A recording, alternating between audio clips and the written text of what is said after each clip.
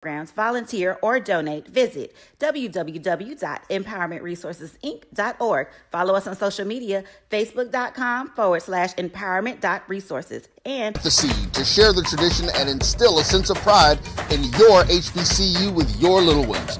HBCU Pride and Joy Children's Boutique helps you share your school spirit with a wide selection of adorable kids apparel and accessories officially licensed from your favorite HBCU. Visit hbcupridejoy.com and follow us on all social media at HBCU Pride Joy on Facebook and Twitter.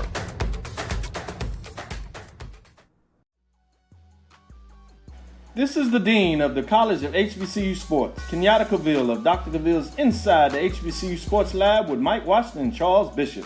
Come mix it up in the lab where the course lecture is in session every Tuesday from 6 o'clock p.m. Central Standard Time on Facebook Live, YouTube Spreaker, or the BCSN app, as we discuss all things about the HBCU sports culture, including exploring the week that was in the sporting HBCU diaspora, as well as the upcoming week of HBCU sports. With me, the Dean, the College of HBCU Sports, on Dr. Cavill's Inside the HBCU Sports Lab with Mike Washington and Charles Bishop. Course lecture dismissed. From novice to aficionado, find yourself here. High quality cigars plus personal customer service. Slow Burn is Waco's only mobile cigar lounge, featuring a meticulous, curated collection of premium cigars. Visit our website, www.slowburnwaco.com. That's www.slowburnwaco.com. When it comes to professional learning, teachers deserve better. From the leader in online learning, Stride brings you the Stride Professional Development Center, an on-demand library of mobile-friendly courses that gives teachers choice and flexibility, allowing them to learn anytime and anywhere. Our dynamic courses provide bite-sized learning and help educators advance their knowledge while also gaining professional development hours. It's time you take charge of your learning. Visit us today to get started. This is Ryan Fulford. AD Drew and I are co-hosts of the BCSN Sports Wrap. We talk about all things related to HBCU athletics. From the games, teams, coaches, and fan interest stories, we cover it all. You can find our shows on Facebook at BCSN Sports Wrap, YouTube at MyJBN Online, and everywhere you listen to podcasts like Anchor, Spotify, Google, and Apple Podcasts. You can also find the show on the Jericho Broadcast Network's app. Make sure to download. We look forward to you joining the conversation and being a part of the show. T. Madden & Associates is a sophisticated and experienced law firm located in your neighborhood. We're turning injury to cash. T. Madden and Associates obtained almost $2 million for my injury. They turned my injury to cash. Now, we can't guarantee how much your injury is worth, but we've recovered millions for our clients. Call T. Madden & Associates at 833-PAID-123. That's 833-PAID-123.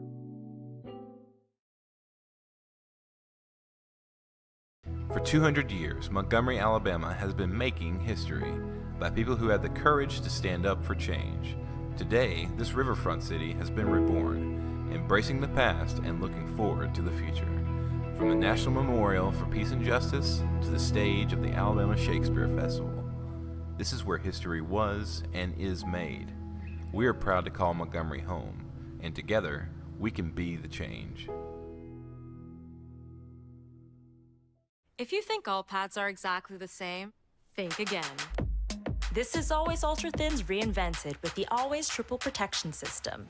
This pad wicks gushes 90% faster, absorbs even more so you can feel dry, and locks odors in. Rethink your pad for up to 100% leak-free and odor-free comfort with the totally reinvented Always Ultra Thins. This is always like never before. As technology continues to bring changes to the world of education, it's time we also reimagine teacher professional development. Gone are the days of one-size-fits-all learning that can only be accessed at a specific time and place. The Stride PD Center is an on-demand library of mobile-friendly courses that allow educators to learn anytime and anywhere. Our dynamic courses provide bite-sized learning and help educators advance their knowledge while also gaining professional development hours. The best professional development plans are those that include a level of flexibility and choice for educators. Whether you're a teacher, school, or district, visit us today to take charge of your learning. Thank you guys for what you do for HBCU athletics. This is a fantastic avenue for all of us. This is our ESPN, so we love what you guys do. Brian, AD, Roy, all you guys at BCSN. We really appreciate what it is that you guys do for us.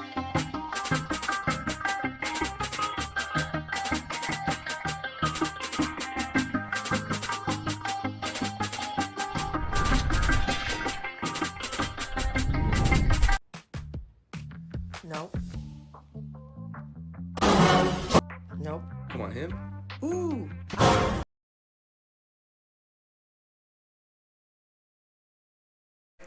That works for me. And Brian, what I was talking to Kevin about earlier.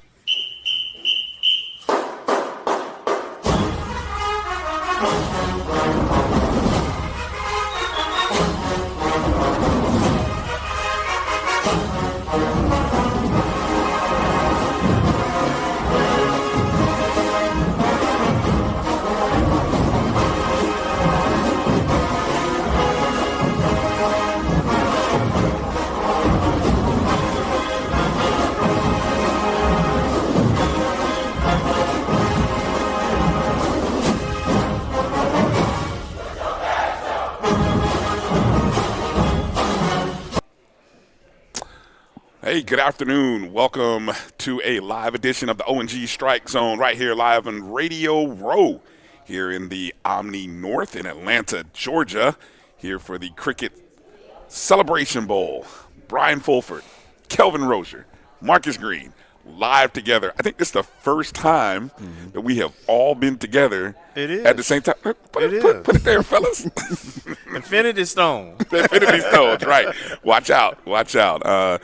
The Rattlers are here, and we will have an opportunity to talk with the Rattlers coming up here very shortly as they just finished up their walkthrough over in the Mercedes-Benz Stadium. And, fellas, look, driving over, I was watching a lot of film on Howard, and I'm feeling more and more confident about this game. I'm just gonna keep it 100 with you. Hey, first of all, I know you. I know keep your eyes on the road, man. What you mean you was watching? I'm trying to think, man. What kind of car you got? That go out. Look, this car that I had, actually, it could almost drive itself. Like every time I kind of drifted towards the lane, it kind of put me back in the lane. So anyway, a little bit better than my Kia Soul, you know. So, amen. You know, these new cars, I'm telling you what, I can see how people get in trouble and be doing multiple things. Anyway, that's conjecture. Keep two hands on the wheel, 10 and 2, right? Exactly. So, but no, I was watching the Northwestern game, Howard Northwestern, and yes, the final score was 23-20, but it was not that close. They had 20-something. They had two big. They had a long drive at the beginning of the third quarter, and they had one big play late in the fourth. But other than that, and so it's just one of those things that, as you're hearing people talk about, look, the stats are what they are, but you called it Wednesday when you talked about, everything that you said on Wednesday about this team, and that, I don't know. I just felt a little more confident, and I'm a little surprised at the opening. It talked about expert. You know me, I dabble in the dark arts, but of the world of gambling. But right. And the opening line was 4. I was wrong. I thought the opening line was 8. No, I was corrected. The opening line was 4. So that means when they set the line, they said initially that we were only 4 points better than Howard. And what happened is a lot of the money started coming on FAMU, and that's what pushed it up to 6 when I grabbed it. I thought it was going the other way. And now I'm even more like in shock. And people are like, wait a minute, what are y'all seeing in Howard that I'm not? So that's my observations as I was driving in.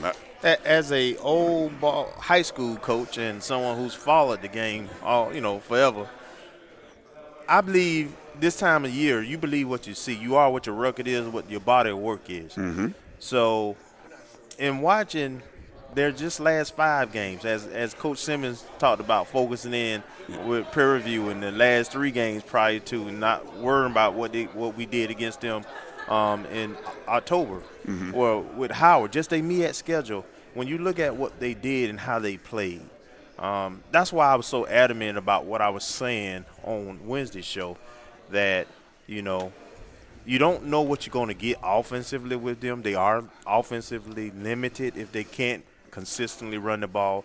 And the fact that they haven't been able to consistently run the ball or put up significant points against anybody outside of Central that one game just tells me that in terms of matching up against the number 1 defense, yes, in FCS, that's the key.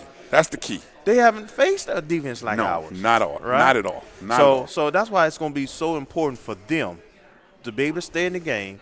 They're going to have to actually play a little keep away, keep our offense off the field, and they're going to need to hit on a play or two. There's going to be an opportunity. It would not shock me if they come their first drive and go straight down the field. And they're close. The closest defense that they may have played to ours is Harvard. Yeah. I mean, really, it's Harvard, and I mean, it is what it is when you go back and look at the score on that. Yeah, if they're not going to have success with the vertical passing game, it's impossible to attack this defense. Mm-hmm.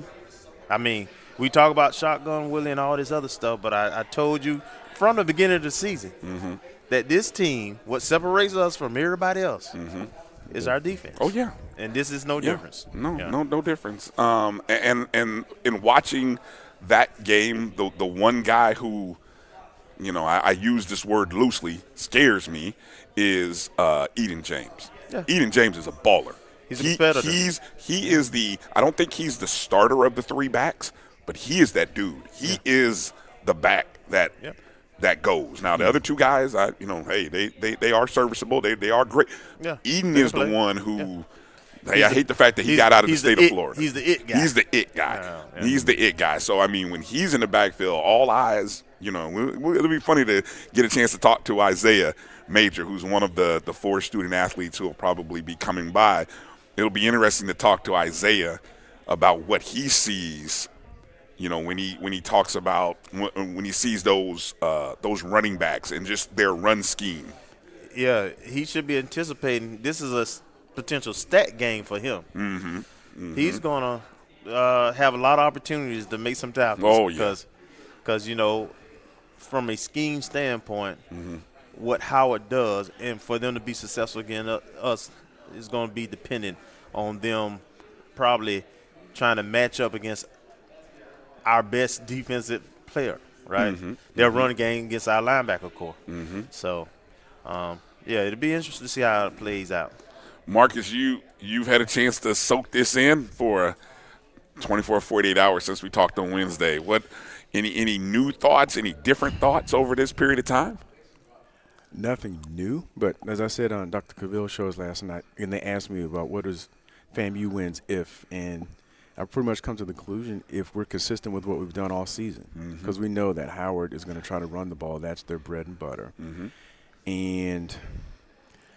And also mentioned last night in talking to them, and we talked about it, that when you flip the script and it's our offense against their defense, they have a player who's player of the year, and this is not to mean that anybody else is chopped liver, but he can only cover one area or one person. And we have 3 deep at tight ends that are graduates or fifth-year seniors. Same on our outside, our speediest receivers between Marcus Riley and K-Dot. Then we also have height with David Manigo. And then you also can bring in Kareem Burke, get a little speed in the backfield. And we gas it, and we've got a triple threat in the run in the backfield with Terrell Jennings starting to lead the pack and be that alpha dog, and everyone else, offering a different aspect, but also being able to pick up yards. So we talk about, I guess the primary thing has been our defense against the run game, but I don't know to what degree folks have looked at the flip side of it, where have the number one. I don't know if it's in the FCS. Like I think it is one pass efficiency defense or something along those lines. Mm-hmm. Oh, But it's not I don't- bad. Yeah, I don't know. their pass defense is been pretty good this But year. I don't know to what degree. Yes. Remember I talked about empty stats. Yes, exactly. They, from a statistical standpoint, they good in their conference, but they play in a conference where I think the number one offense might be them, and I think I think it might have been. And they only put up like 170 or 80 yards per game. So passing. Mm-hmm. So it's not a pass proficient league. Yeah. So I'm really interested to see because the weakness of their defense, by all accounts, they say it's they run defense, but I would argue that it's their back end that's the real issue. Once you get past that front four, that front seven, then those guys don't cover that well and they don't tackle that well, to be frank. So, our big bats against that secondary, that's going to be a real key. I think it'll be a good opportunity for the tight ends to feast. Yes. I think that's the I know there's going to be focus on Jamari Shareed and Marcus Riley and even Nick Dixon and the other receivers, but those, Stevens, Gross, those guys, even Pruitt. I mean, we're talking big guys who I think running two tight end sets, I mean, opportunity, especially around the red zone area, there's going to be a lot of opportunities for those guys to feast. And we're going to be healthy. I can't emphasize that enough, particularly up front, because we've held up with our skill levels. And Musa, since he's been here, he's not missed a start. No, he has not. Other than when we set him out the Lincoln game, of course. Right. But in terms of injuries, we've been very blessed and fortunate on that. And so he's been able to play pretty much every game. So, but to have that offensive line healthy and that depth, I'm telling you, regardless of how the game starts, third quarter, I do not anticipate by the time the third quarter is over that this game is going to be within 10 points. Okay. We've been given a list of who we expect to come through Media Row. Of course, Coach Simmons, the coordinators, Coach Henry, Coach Smitty Rock. They talk ball. Can't wait to talk. We'll both be coming through. Also, in terms of the players, Jeremy Moussa, Isaiah Major, Javan Morgan, and Terrell Jennings will all be coming through, and VP Sykes will be coming through as well. So hopefully making her debut on the ONG StrikeZone. So I'm looking forward to having all of those folks come in. Might even be a few other people that pop through. I know we've seen our sports information director, Josh Padilla, here. He's working hard. There might be a few other FAMU folks that we'll get a chance to say hey to that'll come through. Right. And other dignitaries. Yeah, so it'll be fun. It'd be nice if – I don't know if they're going to come back. But we had Florida Memorial Band director who's a FAMU alumni, and Brandy Mitchell, who's also a FAMU. I ran into Dr. Beckford as I was coming in. And so, I shared our sentiments from Wednesday. I told him that, hey, Rattler Nation is behind you and Florida Memorial tonight in the Band of the Year event. And so he guaranteed – well, if we don't get him today – okay, we definitely will get him after they win the competition tonight. I'm calling it, speaking it into existence. That's right. So after they win tonight, he said definitely I'll be on the show on Wednesday. So we've already got, one national champion booked, and we'll go from there, man. So looking forward to it. Good to see Mr. Andrew Roberts here, SWAC. VP of Communications here.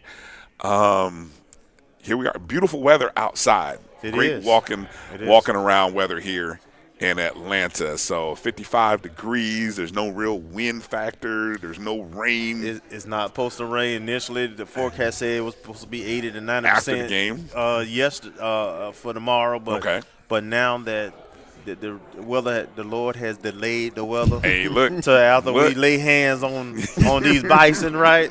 So he's delayed the weather enough so that we can get to the game and maybe tailgate a little bit, enjoy ourselves afterwards before the rain comes in. So everything is pointing to a wonderful Rattler championship weekend. I say open the roof. Open the roof. And I've got Kofi on the brain right now. Oh, man. That's what I said. Open the roof. I want my boy to see this one. I want my boy to see this. Open the roof. We've got that angel. Everything's pointing. I think Howard's going to be in trouble, man. I really do. Let's take a short break. You're watching the ONG Strike Zone right here live from Radio Row. We'll be back in just a moment. Open daily from 11 a.m. to 10 p.m. And on Friday and Saturday, we're open till 4 a.m. Come to Mango's and put some spice in your life. Oh, we've got a good thing going. Mango's Caribbean Restaurant, 180 Auburn Avenue, right next to Royal Peacock in downtown Atlanta. For more info or directions, call 404-698-3992 or log on to mangoscaribbeanrestaurant.com. For instant coupons, text MANGOS to 313131. Mango's Caribbean Restaurant. Authentic Caribbean cuisine.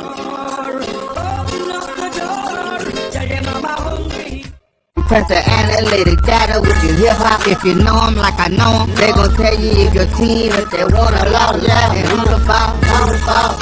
So listen to Professor, yes sir, and pay attention, cause he gon' teach a lesson. Dr. Ville's inside the HBCU Sports Lab with Mike Washington. Charles is running on fume. We got to get him something to eat. So it looks like I might have 2 steak dinners that I got to get rid of. I don't know how I keep getting the steak, man. This all up. You know who to go to. You know who we have. We have the head football coach. Let me put some respect on that champion. Head football coach, Coach Willie Simmons of the Florida A&M Rattlers, winner of the 2023 SWAC Championship football-wise. Let me do this right. I know you've been running around, everything. How you doing, Coach? I'm doing well. Just got off the practice field, and we're ripping and running. A lot of events for the guys, which is great.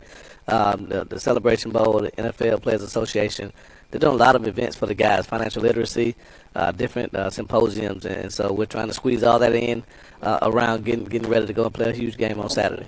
Yeah, it's a lot. It's a lot going on. We're here in Atlanta at the Omni, where the coaches and players stay getting ready for this big football game, and you just talked about coming out of practice. How did practice go? It was spirited. I thought the guys did a great job. Shout out to Woodward Academy. Coach Hunt there, allowing us to utilize their resources and facilities. And one of our former alum, Mario Allen, not former alum, an alum, one of our former players, Mario Allen, coaches their quarterback. So connected with him last week, told him we needed somewhere to practice. They set it up for us, and I thought it was a great day. It's good to hear. It's good to hear. Charles, you want to follow up? Well, yeah, I did want to follow up with in terms of. Was that your stomach growling I hear? I know, right? Thanks, Coach. Yeah, put me on blast. I wanted to ask you, and you touched on it, in terms of all the events that are going on with regards to the pageantry of the Celebration Bowl, but making sure that you fine-tune everything prior to Saturday. What has that process been like? Did you implement the game plan prior, to coming here and knowing that a lot of things are going to be going on this week? Or well, I think fortunately for me and this football team, I've been a part of bowls before as a player and even as a coach, and so I tell the guys all the time, if we were the only ones dealing with something, then I would allow us to make excuses for it. But we're not. Bowl season is huge. I think there are 50-plus bowls. So every team that's playing in a bowl this year has to do the same thing we're doing. They go to a foreign city, they have a bunch of events, and they have to prepare for the game. And typically you go in 3 to 4 days prior to actually playing. So just my experience having to navigate the different events like we talked about, still having to prepare, still having to do staff meetings, and try to stay as consistent with our routine as possible is something that I think is very, very critical for our preparation. So we had a normal Thursday practice, and the guys were, like I said, they were focused and locked in, and now they're having lunch, and they'll finish that up and go right to a financial literacy seminar that the NFL puts on. So again, just trying to balance everything, but not taking away from the main thing, which is the game on Saturday. Sure. But I do think it's great that we get to experience all of the other events. And fortunately for us, playing in the Orange Blossom Classic, the start of the season kind of gave us a preview of that because much like a bowl, the Orange Blossom Classic brings you in early, has some events and things for the guys. And so this isn't unfamiliar territory for our football team. Sure thing. That's a great point when you talk about the preparation and classics, how it's unique to HBCUs, but it prepares you in a lot of ways for this bowl experience. But I want to take it in a little different direction in terms of the orange and green. In a lot of ways, you're talking about Air Jordan, but LeBron James. I know I want to get a long list for those shoes. I know this list, but to put me somewhere on the list, I can get there. But all in seriousness, in terms of the magnitude that excited me having a chance to come to the press conference on last Thursday was the pride in the mix. Both coaches talked about the academic framework of these institutions and getting it done in athletics as well, and that there's not a or option, it's an option. Talk about your excitement in terms of the academic pedigree of FAMU as well as what you're able to do with your players from that perspective. Yeah, I think that's a very, very important point and a key aspect of our overall recruitment and us just pushing the brand that is not only FAMU and Howard University, but HBCUs as a whole. One of the things, and I think I can speak for pretty much every HBCU head football coach, one of the more challenging things that we face when we go out to recruit are the negative stereotypes, oftentimes associated with HBCUs. There's this misconception or this stigma that our schools are second rate. And so that's why it was so important for our administration, led by President Dr. Larry Robinson, to push this initiative to break the top 100 public institutions nationally. And when we go into a home now, it's not just we're the number one public HBCU, which we take great pride in, but we can also boast that we're one of the top 100 public schools in America.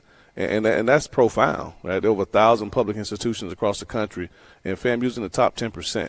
And again, we talk about it from our perspective, but when you look at the schools falling next in line, I mean, there's some great academic institutions. I've been blessed to be a part of 3 at Alcorn State, Prairie View A&M, and now Florida A&M.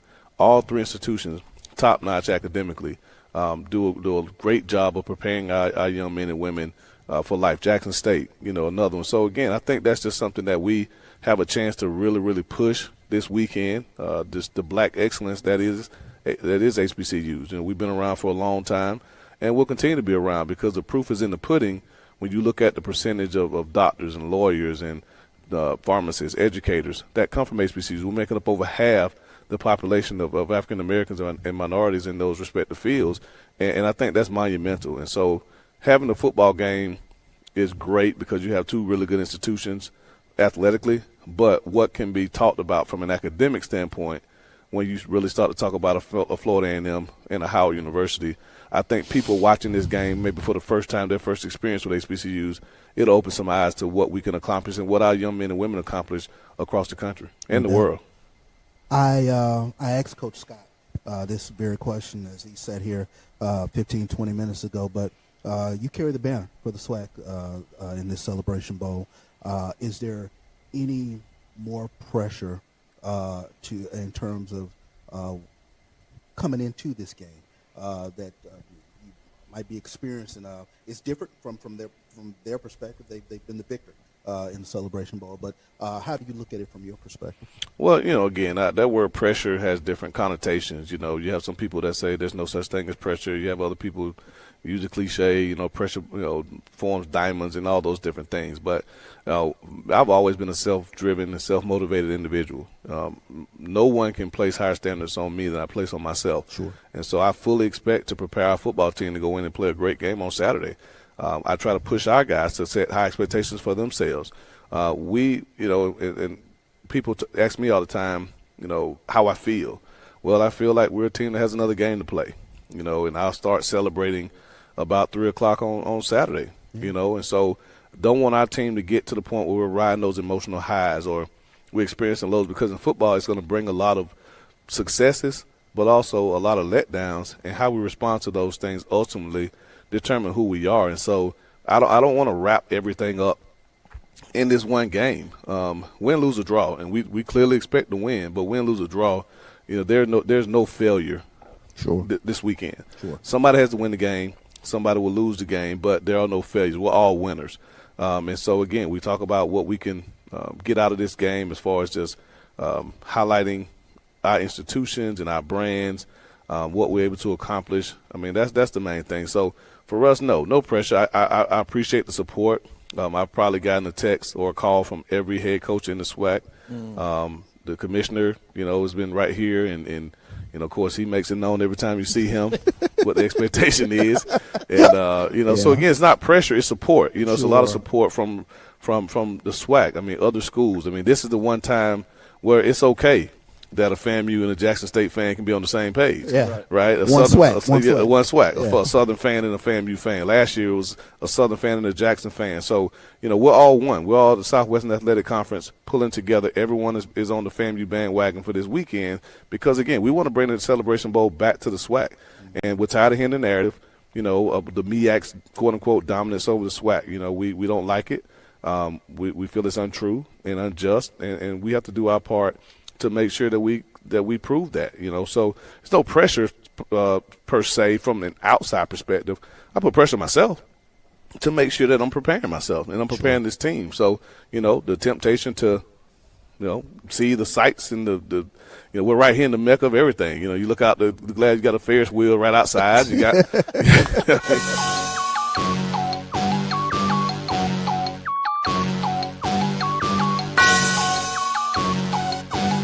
Yeah. I love my HBCU. And boy, I love it, love it. I love it, love it. I love my HBCU. And man, I hope my team they won one. Yeah. I hope my team they won one. Yeah. Man, I hope my team they won one. I hope my team they won one. Yeah. I tune into the HBCU Sports Lab to see if my team won or lost. If they lost, I'm quiet as a mouse. But if they won, keep tab. I'ma do the dab, yeah. Dr. Cavill, he know what he be talking about. Mike and Charles, they know what they be talking about. They compress the analytic data with the hip hop. If you know them like I know them, they gon' tell you if your team, if they won or lost, and who the ball. So listen to Professor, yes sir, and pay attention, cause he gon' teach a lesson. This is Dr. Ville's Inside the HBCU Sports Lab. We're back at it. We're over here in the Omni with the bar, and it's starting to pick up. It's starting to buzz. We talked about that a little bit lathering yesterday. Up a little bit. It's lathering up. We see Golf in here, the AD from Prairie View A&M University. We see Chris Peterson in here, the AD from UAPB. Hakeem McClellan, Mississippi Valley. Mm-hmm. Saw him. He just snuck in here. Give him a shout out there. And so they around here. We have Hall of Famers, Alcorn State Braves in here, sitting out here with his colleagues and friends, and frat brother of ours in the mix. So it's big. Yeah. We got Green over here. FAMU folks are starting to make their way in. And much like about Jackson State or Southern, Grambling, Alcorn. I love it because they wear their colors. Yeah. They're going to put on their stuff. Yeah. And they're going to make sure that that they wear it proud. Exactly. Now, Charles, it took me everything to make sure I didn't order a drink. So let's see how long we can go through the show. About to say, we got X number of minutes. It's been a long day. We've been good. We put all the work in. Yes, we have. It's time to celebrate. But we're going to try to give you a good hour. There you go. To make sure before we get too far into it. Let me shout out some of these folks as we do it and make sure that we open it up properly. This is Dr. Ville's Inside the HBCU Sports Lab, episode 470 of Inside the HBCU Sports Radio Show and Podcast. The show that's covering the sporting HBCU dash for all things HBCU sports for institutions large and small, from the NEIA to the NCAA. We share insights and information on the HBCU sports culture, HBCU athletic aesthetics to facilitate the story of HBCU athletic programs in the business of HBCU sports. I'm your host, Dr. Kenyatta Cavill, along with my co-host Mike Washington and Charles Bishop. Mike is still on assignment. He promised he will be here tomorrow, so y'all will see him. And you know what happens when he comes to town. We really get off script. We are filming from our home studios and sending a signal live to KCOH 1230 M studios with the Radio Hall of Fame, multi-Hall of Famer Ralph Cooper. Not at the beautiful home of Texas Southern University. I guess we could say AU Center, Morehouse College, Clark Atlanta University. Yeah, on the road. Cavill's inside the HBCU Sports Lab on the road. There Top you go. Draft is the spot to be in Omni, man. If you want to see the big timers and see them all in one place, we chose it right. Yeah. We're going to have a post thing afterwards, invitation only. You know, I told you about my suite. So I like my suites in the stadium. I like my suites in the hotel. Medium well steak. There you go. Oh, this is going to be a good one. Graduate to medium well. That's when you're doing it. Yep. Yeah. Mm-hmm. Chuck Hunt, LaShant Harris, and Deese. Wendy Jenkins Bishop, Jimmy L. Wilson is in there. Mm-hmm. Carol is in the house. Watching. Silas Edward McMorris. Who is in? Michael Ford, Lawrence D. White. Who we have? Wendell, Brother Davis is in here. Lawrence is in the building. That's Mary Allen. Good stuff. Much love to all of y'all that tuned us in. We're going to take you in here. I know some of y'all on your ways. Some of y'all boarding planes as we speak now in the airport. Mm-hmm. Some of y'all are landing from the airport as you get to your hotel. Some of y'all be flying in tomorrow. At different times, we certainly going to make sure that you understand what it means to be in the house in Atlanta. We have a big game that we're here for. Yes. Band championships that we're here for. Dr. Howard Henderson is in the building. He's cheat coded us. He didn't get the message. He's supposed to wait until after he can't join us in the show right there. In terms of that, right? You can have a seat over there by Roy in that area. You want to just relax a little bit. Got Alabama State's SID over here. Yeah, he's come back. He's checked in. He's ready to go. Look fired. He's gonna solve the world's problems. We're gonna have that. Look at it. I told you. Hakeem is over here. AD. Make sure we give Mississippi Valley State some love. Yes, indeed. Delta Devils in the house. Yeah, that thing. Oh, you good? You good? Represent. I know you busy. Y'all talking business over there. Taking shop and stuff like that. So they're getting it done. So this is the place to be. Southwestern Athletic Conference, Mid-Eastern Athletic Conference, and boy, when we turn out and it's time to do it big, we're doing it big. The merging of the two worlds. Yeah. Exactly. You got FAMU bus heading over there to the Champions Dinner. That is at the College Hall of Fame. That's a beautiful event. Yeah. A couple of years ago, we actually did our show from inside there, where we always are twisting, always turning, always getting it done. Last year we got to do the barbershop. We'll probably go back to the barbershop and shoot it from the barbershop next year. Sure. Let you know how that's going and those kind of things. That has been a huge attraction here with regards to the Celebration Bowl. Those young men love it. Yeah, the athletes in the grooming session there. Big time atmosphere when you talk about all the accoutrements of the bowl experience. So that's pretty cool. Accoutrements. Yeah. Put out the SAT word. He said he's not impressed. He just say, come on more. Dig deeper. Dig deeper, exactly. With that being said, anything else that you want to share before we get into some of this news? Yeah. What has kind of excited you? I know you took place in the first.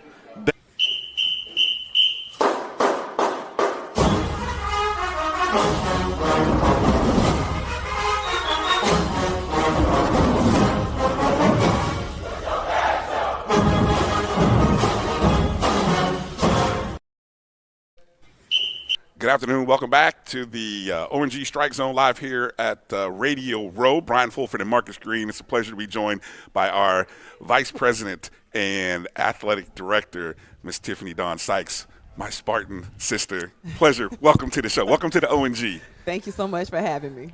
How's Atlanta? How's the trip been so far?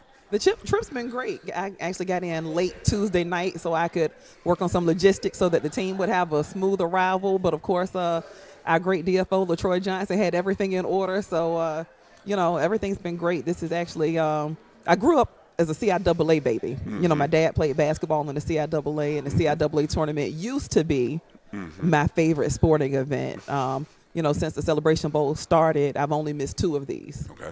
And this has become my favorite sporting event, not just HBCU sporting event. It is my favorite sporting event of the year. So for me to have the opportunity to wrap up my first year as vice president and athletic director at FAMU at the Celebration Bowl is pretty special for me. What is it about this event as you look at this, and obviously you have the CIAA tournament sort of to kind of compare and contrast. What is it about the Celebration Bowl that is so huge? I mean, last year was my first year, and I've been bragging for the last year to people like, oh, you have to come to this.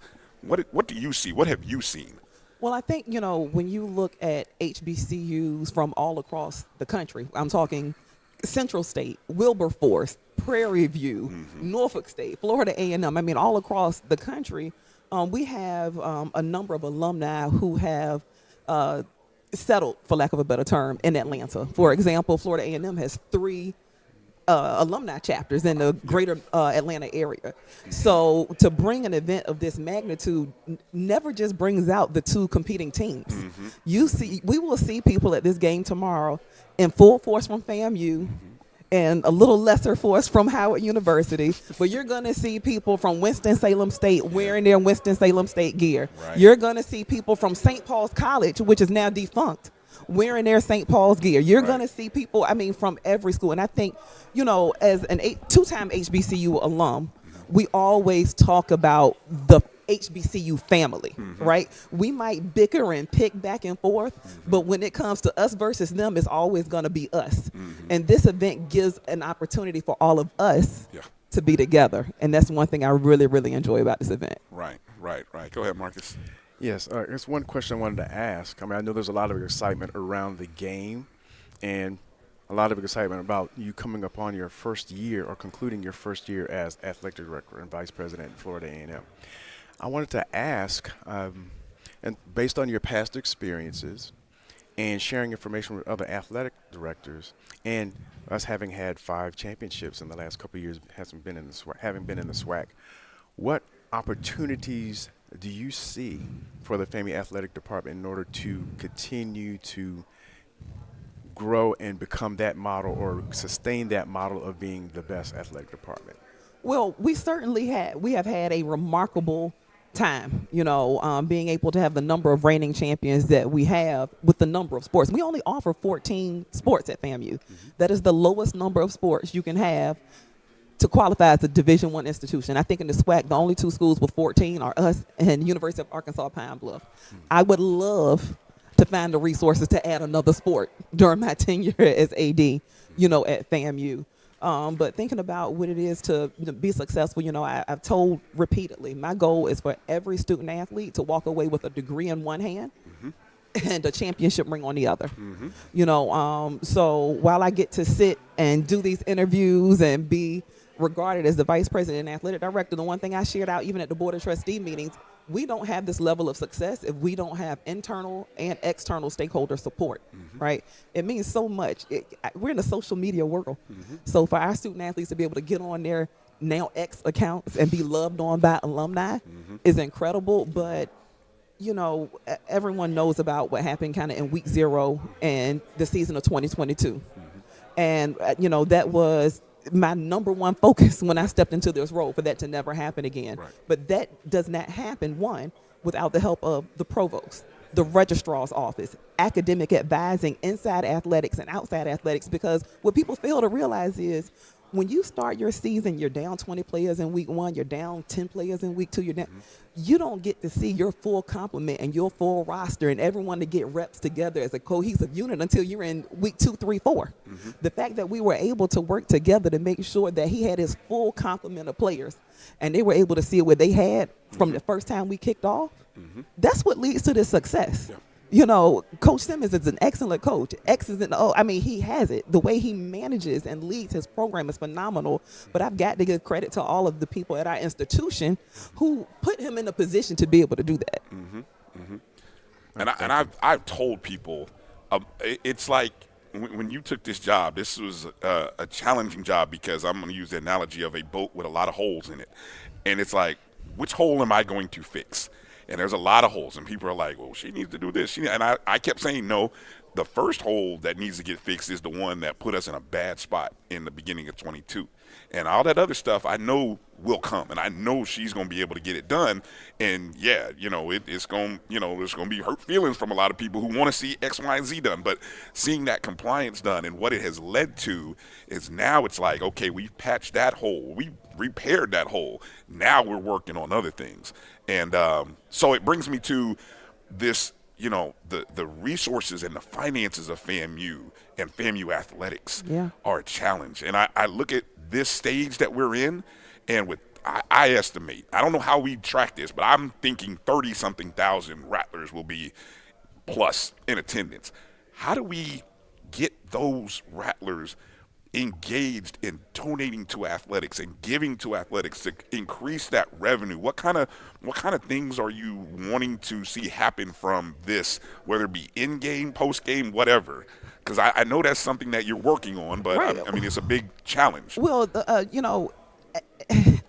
I continue to tie this back to compliance, right? Mm-hmm. Because when we're talking about alumni wanting to invest and we talk about corporate partners wanting to invest, we have to make sure that there is no reputational risk, right? So one, we wanted to make sure that we had everything in line internally to make sure that we could share with our stakeholders that this is a good investment of your time. This is a good investment of your resources.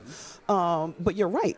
I need to be in a position to capitalize on those resources. So even with this trip, the Celebration Bowl, the greatest football bowl game, in my opinion, I met with the Atlanta Braves while I was here, right? Mm-hmm. They have a Hank Aaron Foundation that provides resources to baseball and softball teams. Nice. And so I laid out, we need turf, yes, right? Mm-hmm. At FAMU baseball. That's a $2.1 million project. Mm-hmm. Right? Mm-hmm. We have a number of things that just require resources. The bathrooms have been the hottest topic on facilities since I've been here. That's an $8 million project, right? So, there have been so many, I hate to say small things that we're doing, but I told my external relations team, don't print a single thing from athletics without putting a QR code that goes to the Rattler Athletic Fund. Amen. Right? Amen. When we go places, we now travel with placards with the QR codes on it, and God bless Sean and Lakeisha Gaines, who are in our Gaither Society, which is a club of $25,000 plus donation annually. She's hosted a Strike Tour event, which raised close to six figures. She's donated well over her $25,000 commitment, and she was in her suite at the Florida Classic with those same placards, making people scan the QR code and donate to the Rattler Athletic Fund, nice. To get into her suite. Yes. And we need that level of aggressive recruiting, from our alumni and those who say they love us in order to provide these experiences, for our student athletes. Yep. Go ahead, Marcus. Once again, I'm kind of looking at coming up on your anniversary of starting officially as the athletic director and VP, what would you hallmark as the most impactful accomplishment over the first year? Oh my gosh, the most impactful accomplishment in our first year. There is some data that we have turned into the NCAA that will be shared publicly in the spring. And I cannot really share the full details of that, but I think Rattler Nation is going to be really, really pleased of the outcome. I mean, it is going to be probably the most significant positive data report that we have had. Everyone talks and they make memes and they send me things about our APR, and we did a lot of things to make some corrections there. I've got to show some love to Rika Calhoun, who's Director, University of Compliance and Ethics, but also we brought in Brittany Johnson, who is our Senior Associate AD for Compliance, and her team of people, because not only are they able to educate, they have the historical data on how to go back and analyze the trends. Okay. So where are we having trouble academically? Where are we having challenges in eligibility that puts us in a position to take corrective action? So I think my most significant thing is to be announced very, very soon. Okay. I love it. I love it. Thank you. I know your time is short, and I don't want to keep you long. I just want to let you know we are here to help the athletic department and you in whatever way. So if ever you have a fundraising goal or initiative that you want, spoken to or about to Rattler Nation, let us, and there's a lot of great entities that are, promoting FAMU athletics. And I know we're always talking about do more with more. We want FAMU to do more with more. And so whatever we can do to help drive dollars into, whether obviously we may not be able to reach those big time boosters, but there's a lot of small time Rattlers that'll give $18.87 every quarter, every month or whatever. Yeah. And that adds up. It sure does. So whatever we can do to help, please use us. Please, whatever we can do, we'll promote it. We'll promote the heck out of it. And we are there to support you, to support the athletic department, because we know our university is great. And we want to continue to be great. And I want to say we appreciate you. And I know this first year has been fun and exciting. It's also been challenging. And there are great days ahead. So I want you to know you have support. You have support from the ONG StrikeZone. We want you and want FAMU athletics to be great. And so I just wanted to say that. And yeah, that's it. That's it. Yep, I appreciate you. I've mentioned it already, but the Rattler Athletic Fund, if you're listening, every single dollar goes to support, our student athletes, our programs in some ways. So when there are, when there are, we have teams with limited recruiting budgets, and once they exhaust their budgets, I go into the Rattler Athletic Fund to help provide expenses for our coaches to go in and recruit and bring back the best athletes that we have. We are the football team, right? They have told me, AD Tiffany, when we win this celebration bowl, we don't want one ring, we want two. We want one to celebrate the SWAC championship. We want one ring to celebrate the celebration bowl. A ring for it, one ring is going to cost us about $60,000 to $70,000. So that's about let's say $140,000 fundraising effort that's going to need to take place to give them what they deserve. So, again, I promise to be a great steward of every single penny that comes in to support our student athletes, support our coaches, and really take FAMU athletics to the next level. 30,000 Rattlers donating $18.87 to drive that. That's done. Do the math, folks. 30,000 Rattlers in Atlanta just donating the minimum, $18.87. Our guys will have those rings. And who knows, you might even make it available so we can buy some rings too as supporters. I'm just saying, I'm just putting that out there. We do. We have had some conversations with a few ring vendors about creating fan rings to make them available whenever we win championships. And, I've thought about some different models. Do we sell the fan ring at a premium to raise money, or do we sell the fan ring at a cost that requires them to purchase a ring for a student athlete? Yeah, I like that. I like that. Yeah. You want to buy a ring, you got to sponsor a ring and cover the cost of both. We got to figure out who we're going to sponsor. Somebody sponsor one from the show. Exactly. And that's the thing. We get these really nice presentation boxes, and I've talked to one of our companies about, can I say Tiffany Sykes sponsors J-Mo and his championship ring, and it's right. And you can go on the website. We can have a drop-down box. Tiffany can select Javan Morgan's name as the person she wants to sponsor, and then their name gets put in the presentation box. So we're looking at some really creative ways to celebrate. Okay. And that's the type of thing I was speaking of earlier in terms of what you may have seen, not only creative ideas, but what you may have seen elsewhere to bring here that would generate or enhance, put gas on the fire that's already lit. Yeah, every place is different. My most recent experience, I was at an Ivy League institution, and I was telling someone, I had a $2.5 million project for our ski program, and a 30-minute call with the Friends of Dartmouth Skiing, and the man says, well, I can give you $1 million without talking to my wife, but I need to talk to my wife about the other $1.5 million. That's pretty easy work, right? And we have some opportunities out there. We have a lot of people, a lot of untapped people. But like you said, even the donation of $18.87, when you get someone who is a first-time donor, they continue to receive information from the Rattler Athletic Fund. They receive information from Dr. Shante Friday-Stroud's team, who's doing an excellent job with the University Foundation. And I think, for me, every time my alma mater sends me something asking me to give money, I give money. Right? But sometimes people don't get the ask. So it's really important that we get them on the hook for that first donation and let the work become a little easier for us. Yes. Well, again, thank you, VP Sykes, for joining us.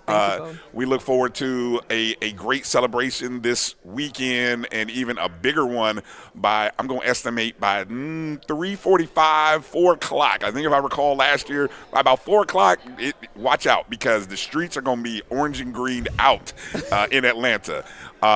We're going to take a break. We'll be back with some more guests. You're watching the ONG Strike Zone live from the Cricket Celebration Bowl Radio Row. I like him.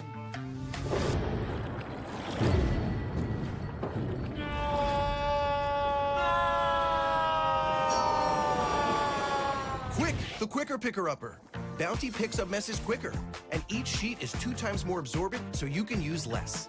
He's an 8. He's a 9. Bounty, the quicker picker-upper.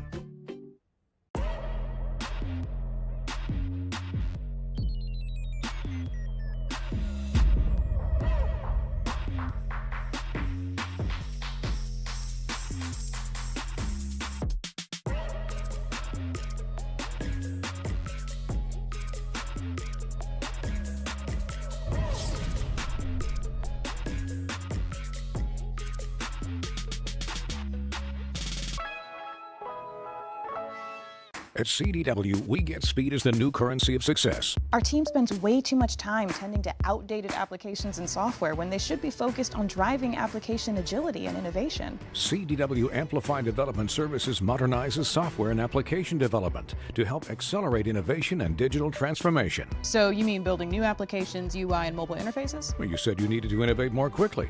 Oh, so he's a listener. To do more at scale, trust CDW Amplify Development Services. The Cuvée Group is a Florida-based marketing and training consulting firm. We help businesses communicate to their target audience and engage them in conversation. We also help to expand their audiences, which will ultimately result in growth for those organizations. In addition to being a certified constant contact specialist, my colleagues and I are also certified in John Maxwell Leadership Principles. We use these proven principles to conduct workshops, training, and private coaching sessions for individuals and companies looking to take things to the next level. Contact us to schedule a free consultation. Issues today, don't delay, call Cuvée. Since 2002, Empowerment Resources, Inc., a nonprofit organization, has empowered more than 1,500 youth and adults in Duval and surrounding counties through its programs Journey into Womanhood, Girls Mentoring, Life Skills for Teens, and Parenting Education Coaching. To get involved with programs, volunteer, or donate, visit www.empowermentresourcesinc.org. Follow us on social media, facebook.com/empowerment.resources and instagram.com/empowermentJAX. It's never too early to plant the seed, to share the tradition, and instill a sense of pride in your HBCU with your little ones. HBCU Pride and Joy Children's Boutique helps you share your school spirit with a wide selection of adorable kids apparel and accessories officially licensed from your favorite HBCU. Visit hbcupridejoy.com and follow us on all social media at HBCU Pride Joy on Facebook and Twitter.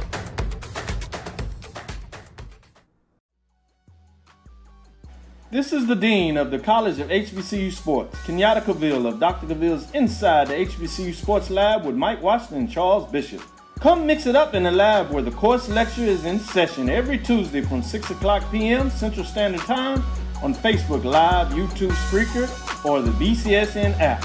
As we discuss all things about the HBCU sports culture, including exploring the week that was in the sporting HBCU diaspora, as well as the upcoming week of HBCU sports.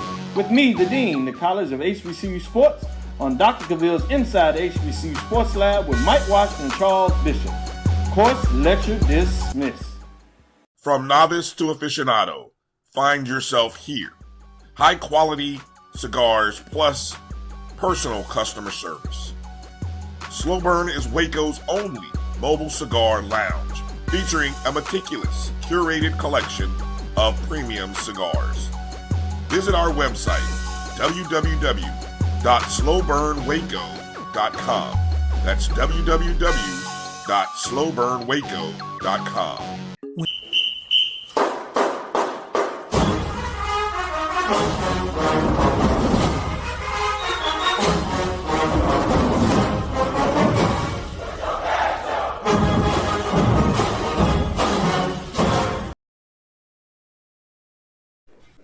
back to the O&G Strike Zone live here at the Cricket Celebration Bowl Radio Row. Brian Fulford, Kelvin Rozier. Joining us is the SWAC Defensive Player of the Year, Isaiah Major. Isaiah, welcome. How you doing, my man? Man, I'm good. I'm blessed to be here. Thank you for having me. So, look, I want to say this because I heard in a previous interview you were talking about this is your first trip to the A. Obviously, it's a business trip. Yes, sir. What's the experience been like so far over the past couple of days since you've been up here? It's definitely been a blessing to go to the World of Coke, the College Football Hall of Fame. Just knowing where I come from in Oklahoma City, never seeing something of this magnitude, and for it to be, for HBCUs, for us, so it's definitely a blessing. It's interesting, football gives you opportunities to go a lot of places and see a lot of things. And you talk about where you come from.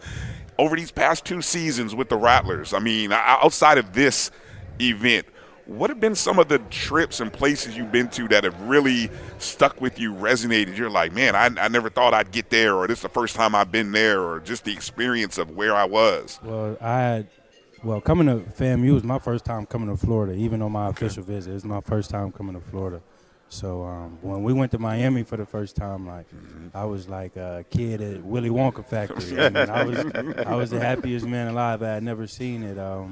And then to go down to Orlando for the Classic and drive past the SeaWorld Disneyland to see all of that, and just to know it's out there, and never really seeing it or come across it.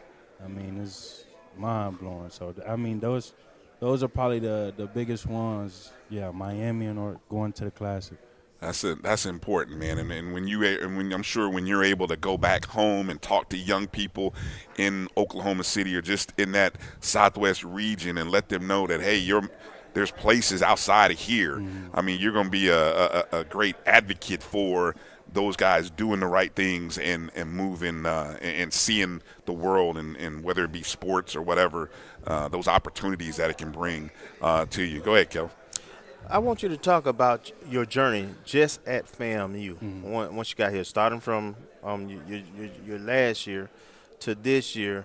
What has it been like? I'm really big on a student experience, student athlete experience, and I wanted to be as positive. Just talk about your journey and what FAMU, just being on this team, playing for this coach, in front of this fan base. Talk about that journey. Well, coming in, Florida loves Florida. Florida loves Florida. So, at first it was some eyeballing across the room, but, they definitely did open up to me. And when they say FAMU Lee, we are FAMU Lee. So, after a while, I became a part of the family. I actually started my first spring practice. Just how hard I worked, how the coaches were able to work with me just as far as getting in the playbook, and my teammates wanted to work with me. So, as far as that, getting that initiation process, I feel like it's probably the smoothest I've ever had with transferring from school to school. As far as the transition in the last season, playing my first D1 game, I kind of walked into the season with a lot of jitters, especially North Carolina, it being ACC football. So, I would say for the first 2, 3, 4 games, I was just running around. I was just running, man. I knew the playbook, but I was just running. So, as we got into it later, we became more comfortable. Our chemistry developed more. And I slowly but started to gain a leadership role last season. Just cats started to listen to me, and we started to get on the same page. So, after we came up short, not making the playoffs, my leadership role kind of stepped up even more. It kind of, grew. So coming into this season, just knowing what we had as a team, knowing what my job was as a leader. So, that my team and my team, man, they make it easy. I will say they make it very easy in some aspects. I'm nothing without them, just a mere player. So, it's definitely been a smooth transition, a blessing. Does that leadership role come from actions, words? What is it? Is it something you were initially comfortable or looking forward to, or just kind of talk about your growth into a leader of this defense? Well, I've kind of actually had a knack for it my entire life. So I remember in the 4th grade, my mother told me, you'll either lead your friends to destruction or to greatness. Wow. Because I had people who naturally flock to me. I mean, it's just, I don't know what it is. So, I mean, as far as looking forward to it, I can't say I really was. But, I mean, I wanted to be respected. I wanted to be, you know, everybody wants to be the man at some point, but that's what comes with it. So, it's definitely something I've carried with me my entire life, but like I said, my teammates made it easy, and I'm big on leading by action. So, like I tell everybody, I'm no bigger than a team. I'm a common foot soldier in this army, and that allows guys to follow you. When they see you work just hard as them, they see you pick up trash, step behind the white line, get an extra rep, it's easier for them to go and do it because their leader is doing it just with them. Nice. So we anticipated this year. I want to focus on this year. There was high expectations going into the season, and there was an expectation that the defense would be the strength of this team, and it has been a strength of the team. You had a great season, you know, conference player of the year. Coach Smitty Rock done had a lot of accolades and so forth.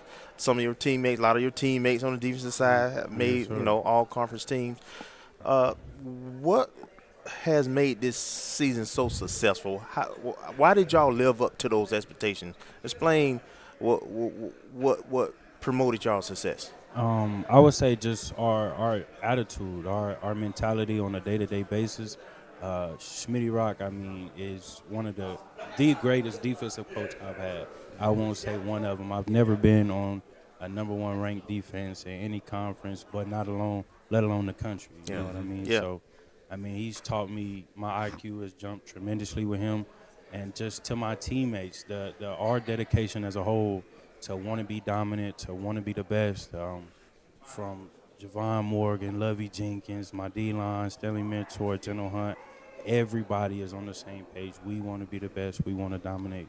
And when you have guys like that who come in, day out, no matter if it's a scout team, one's offense, you treat everybody the same.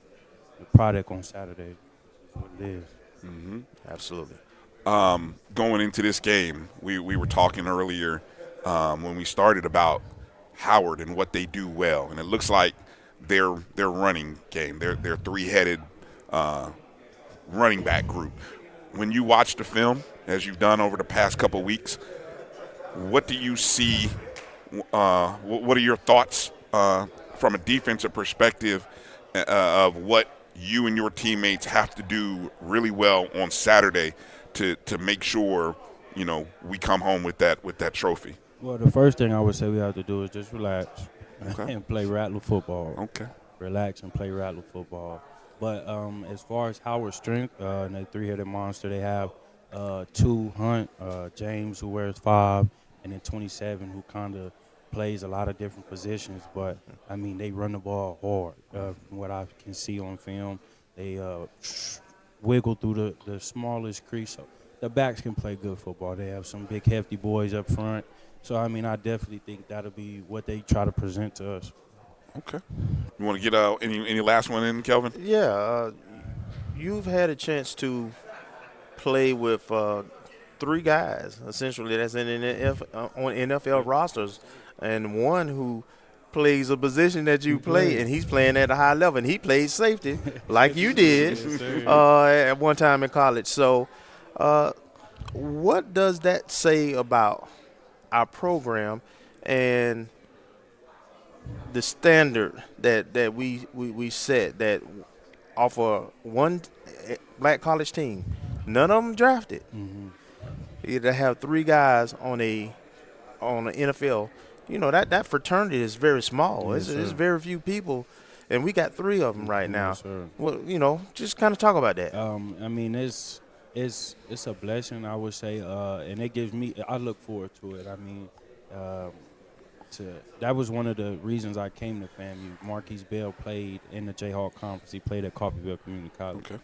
I played at Independence, and to know that they were down the street from each other, and to see the impact and what he was able to do here, and to play with Isaiah Land and Xavier Smith, and just to see the work and what those guys did. I still talk to them on a daily basis. So I'm extremely grateful to even be mentioned in a conversation with guys who've already done it, you know what I mean? But just a testament to FAMU, like, especially on the defensive side of the ball, how we work, for a true testament to Coach Smitty and just our dark cloud defense. I mean, is beyond a blessing, like I was said.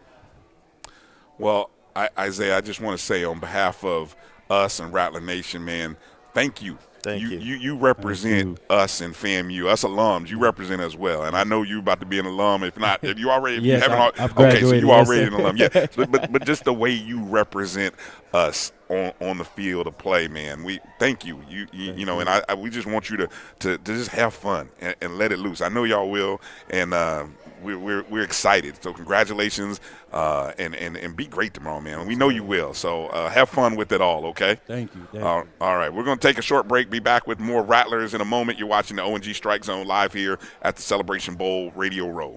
When it comes to professional learning, teachers deserve better. From the leader in online learning, Stride brings you the Stride Professional Development Center, an on-demand library of mobile-friendly courses that gives teachers choice and flexibility, allowing them to learn anytime and anywhere. Our dynamic courses provide bite-sized learning and help educators advance their knowledge while also gaining professional development hours. It's time you take charge of your learning. Visit us today to get started. This is Ryan Fulford. AD Drew and I are co-hosts of the BCSN Sports Wrap. We talk about all things related to HBCU athletics. From the games, teams, coaches, and fan interest stories, we cover it all. You can find our shows on Facebook at BCSN Sports Wrap, YouTube at MyJBN Online, and everywhere you listen to podcasts like Anchor, Spotify, Google, and Apple Podcasts. You can also find the show on the Jericho Broadcast Network's app. Make sure to download. We look forward to you joining the conversation and being a part of the show. T. Madden & Associates is a sophisticated and experienced law firm located in your neighborhood. We're turning injury to cash. T. Madden & Associates obtained almost $2 million for my injury. They turned my injury to cash. Now, we can't guarantee how much your injury is worth, but we've recovered millions for our clients. Call T. Madden & Associates at 833-PAID-123. That's 833-PAID-123.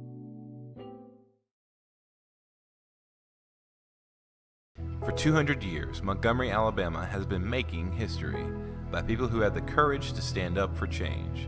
Today, this riverfront city has been reborn, embracing the past and looking forward to the future. From the National Memorial for Peace and Justice to the stage of the Alabama Shakespeare Festival, this is where history was and is made. We are proud to call Montgomery home, and together, we can be the change. If you think all pads are exactly the same, think again. This is Always Ultra Thins reinvented with the Always Triple Protection System. This pad wicks gushes 90% faster, absorbs even more so you can feel dry, and locks odors in. Rethink your pad for up to 100% leak-free and odor-free comfort with the totally reinvented Always Ultra Thins. This is always like never before. As technology continues to bring changes to the world of education, it's time we also reimagine teacher professional development. Gone are the days of one-size-fits-all learning that can only be accessed at a specific time and place. The Stride PD Center is an on-demand library of mobile-friendly courses that allow educators to learn anytime and anywhere. Our dynamic courses provide bite-sized learning and help educators advance their knowledge while also gaining professional development hours. The best professional development plans are those that include a level of flexibility and choice for educators. Whether you're a teacher, school, or district, visit us today to take charge of your learning.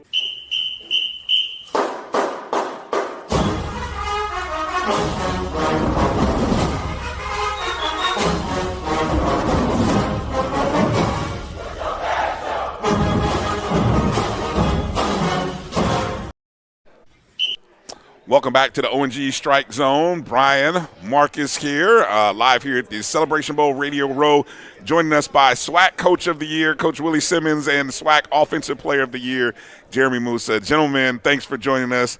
How are we feeling?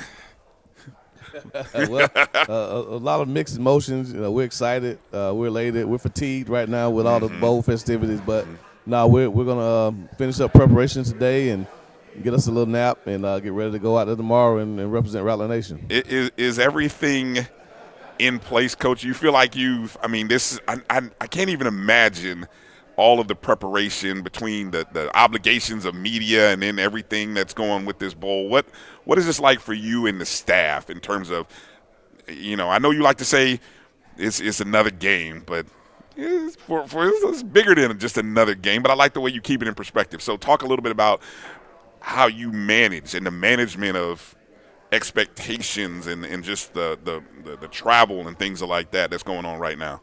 Yeah, we obviously once we solidified our spot in the Cricket Celebration Bowl, my director of operations, LaTroy Johnson, and I put our heads together and started to figure out what would be the best course of action to prepare the way we needed to keep things as consistent as possible.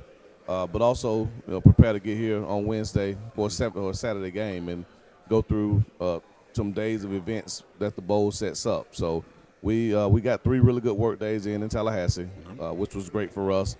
Then we took off that Wednesday morning and got here midday Wednesday and got another good practice in Thursday at one of the local high schools. So we feel like our preparation hadn't changed. That's the key thing. Now, obviously, navigating the events that the bowl puts on, that's a different story. But luckily for us, we got guys like Jeremy and some of the other guys who've been a part of bowls before, and they're not too overwhelmed by all of the scheduled events, many of which are very, very great events, seminars, workshops, financial literacy, and all those type of things that these guys can truly benefit from. It's all part of that bowl experience, and I'm sure maybe not right now because they're focused on the game, but once the game is over, they're able to kind of do a little recap. They'll appreciate what the Cricket Celebration Bowl and their team have put together for these guys to experience. Mm-hmm. Jeremy, what have you enjoyed thus far in this bowl experience and the way it's been set up? What have you had a chance to really take in and enjoy? Yeah, no, we got to see some cool places. World of Coke on Wednesday night. They kind of put together a whole little event for us, and one of the local high school bands was there. And last night, dinner at the College Football Hall of Fame. I'd never been there before, so it was cool to see that. And but really, just all the time you get to spend with your teammates. When you're on the bus, when you're at the hotel, at practice. Just really savoring those last moments. Because my collegiate career is coming to an end. And that's some of the stuff I'm going to miss when I'm gone, just getting to bond and the camaraderie with all my teammates. Mm-hmm. Go ahead, Marcus. Yes. Well, first of all, congratulations to both of you on a tremendous season. And I guess this question is actually for both of you. And I guess I'm reflecting on bowl games past, from this one's going back maybe 20 years or so that I remember watching. And actually Florida State was in it.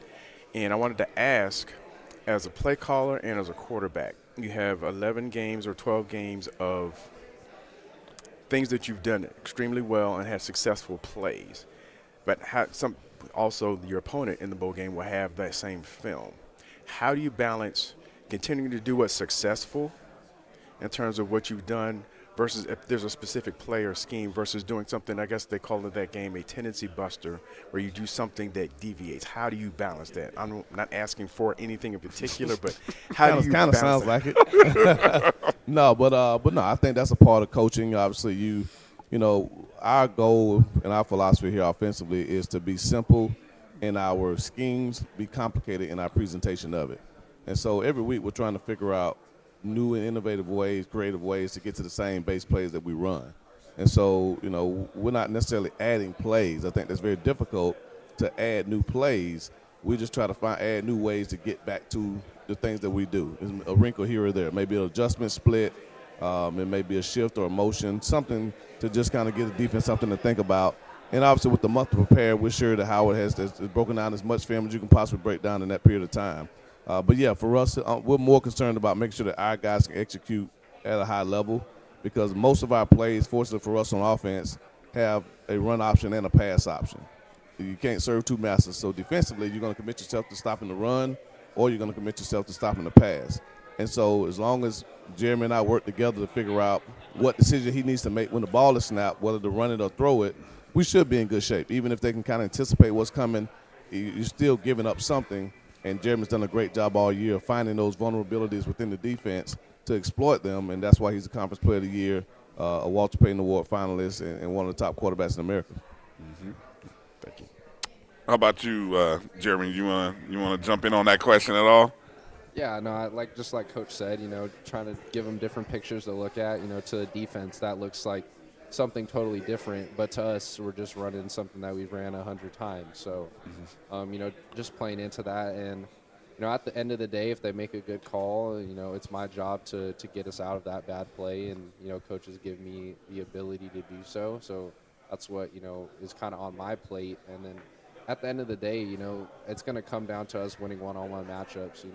We rarely do you scheme it up where everyone's blocked, but there's going to be one guy that's free, and it's our job to make that one guy miss. And luckily we have pretty good athletes on the outside and big running backs and athletic running backs that can make people miss, run them over, and guys outside that can run past you. So I think we're in really good shape. Let me ask, Coach, we've heard people talk about the difference between SWAC and MEAC, and I've heard you talk about how this team has been built, and with the you built this team inside out. As you've watched Howard now exclusively and intently over the past couple of weeks, what kind of things do you see that give you confidence, make you sleep a little bit easier, or maybe, hey, we have to be really sharp in these areas going into this game on Saturday?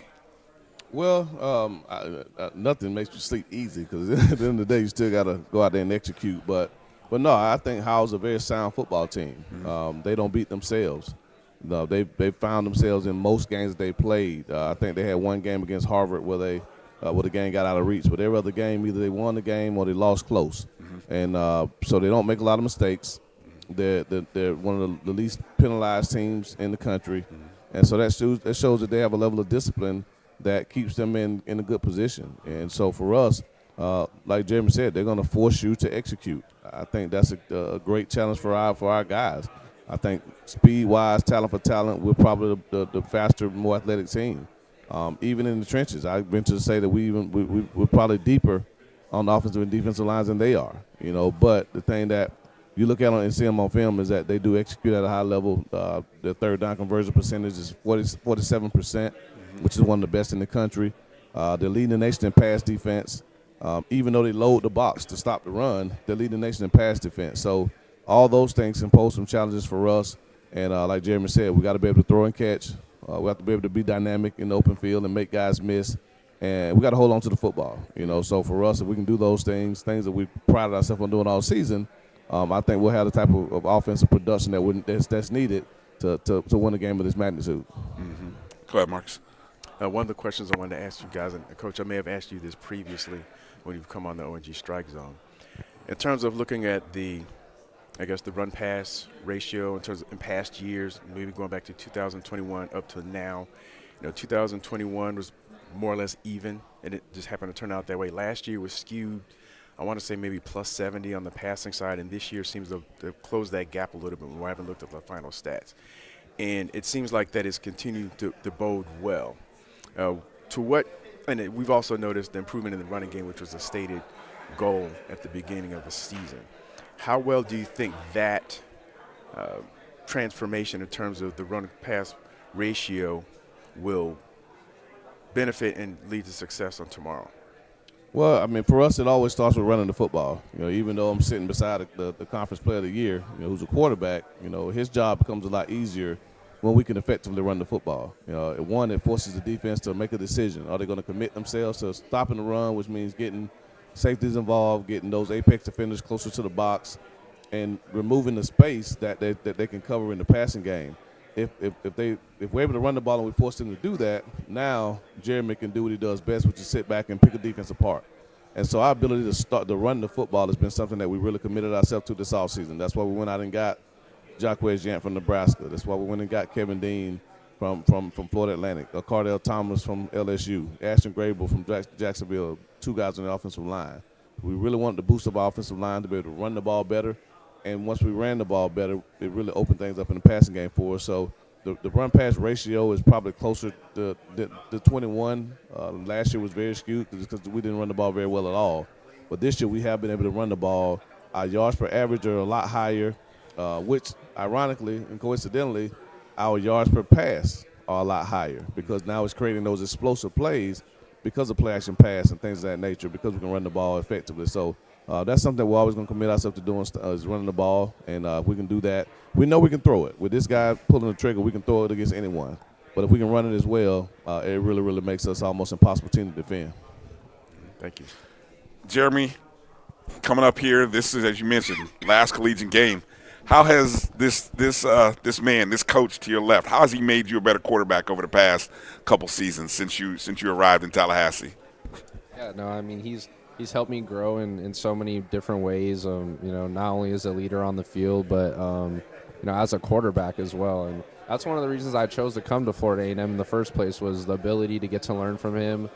And Coach Black at the time, but once he left, I had me and Coach Simmons talked about, what kind of the course of action we wanted to take, and I said I wanted to learn from you. So, he took over the quarterback coaching duties, and I couldn't have been happier. I get to spend every day with him and the rest of the quarterbacks, but it makes it easy when you get to talk to the play caller and the quarterback coach and the head coach all in one person. You don't have to go around all those different hoops, but I think that we challenge each other every day.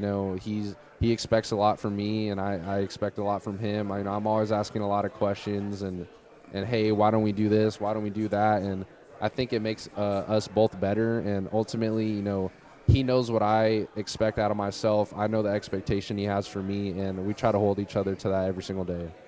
Coach, how has Jeremy made you a better coach, maybe a better quarterback coach, maybe a better play caller? Well, no, one, like you said, just the ability to spend that much time with him. He's a film rat. He's a gym rat. Even before we started the interview, we were looking at the schedule. We got some downtime. He's ready to watch film already. You go in my office, there's 1,000 plays on the board that he's drawn up, to see if we can run these plays against the defenses that he's seen. So he's a true student of the game. That was one of the things in the recruiting process that excited me more than anything else. The more research we did and started questioning people and asking them about him, his knowledge of football was really what stood out, and so that is definitely held true. He knows the game. He understands it. He understands concepts. He brings great ideas to the table. We've changed a lot of how we look at things in the passing game because of Jeremy and what he's brought to the table, so I trust him. At times, there are times where I want him to do more.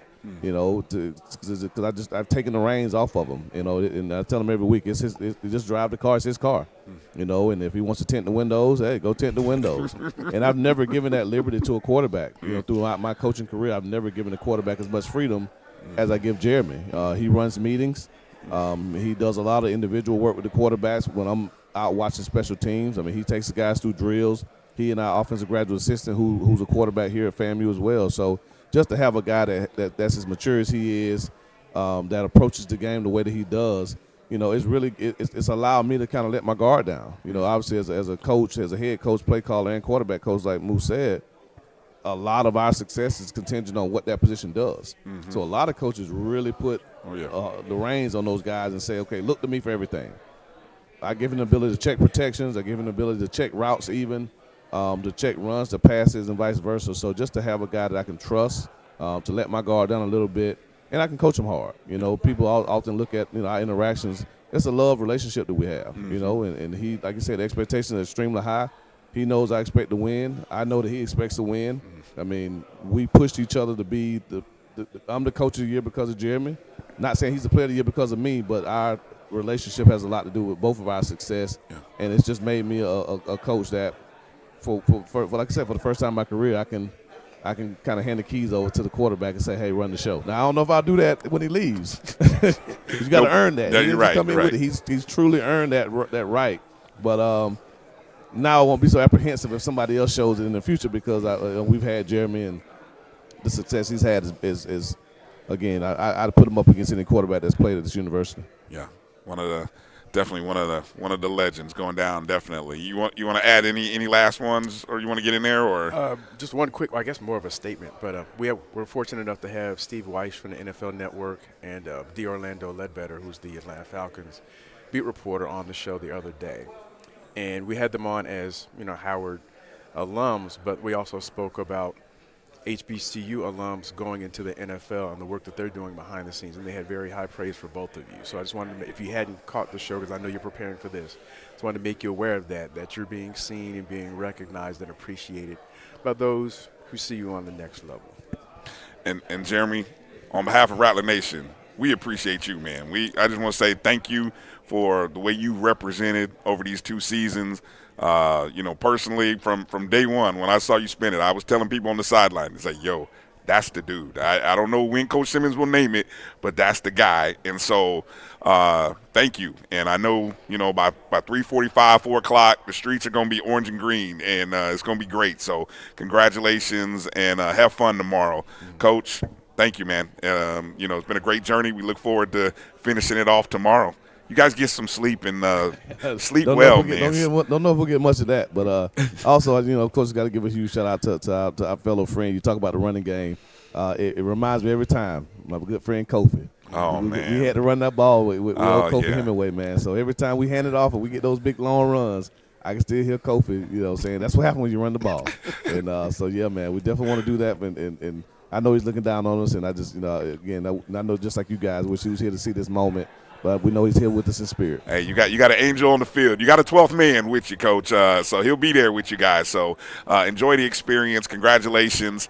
We appreciate you, and we'll see you guys on the field tomorrow. We'll be back after this. You're watching the ONG Strike Zone right here live at the Cricket Celebration Bowl Radio Row. Thank you guys for what you do for HBCU athletics. This is a fantastic avenue for all of us. This is our ESPN, so we love what you guys do. Brian, AD, Roy, all you guys at BCSN. We really appreciate what it is that you guys do for us.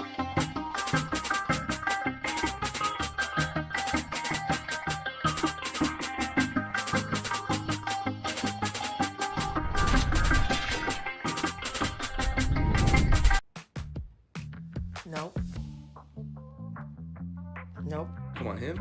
Ooh, I like him.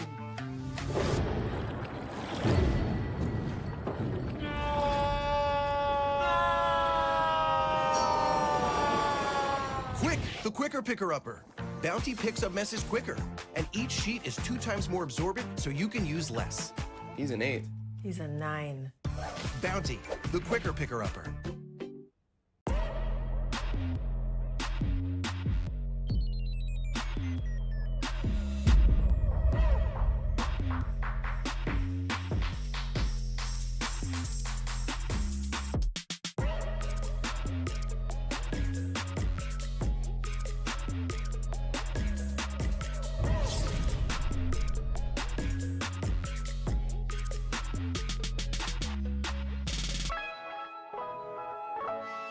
At CDW, we get speed as the new currency of success. Our team spends way too much time tending to outdated applications and software when they should be focused on driving application agility and innovation. CDW Amplified Development Services modernizes software and application development to help accelerate innovation and digital transformation. So you mean building new applications, UI, and mobile interfaces? Well, you said you needed to innovate more quickly.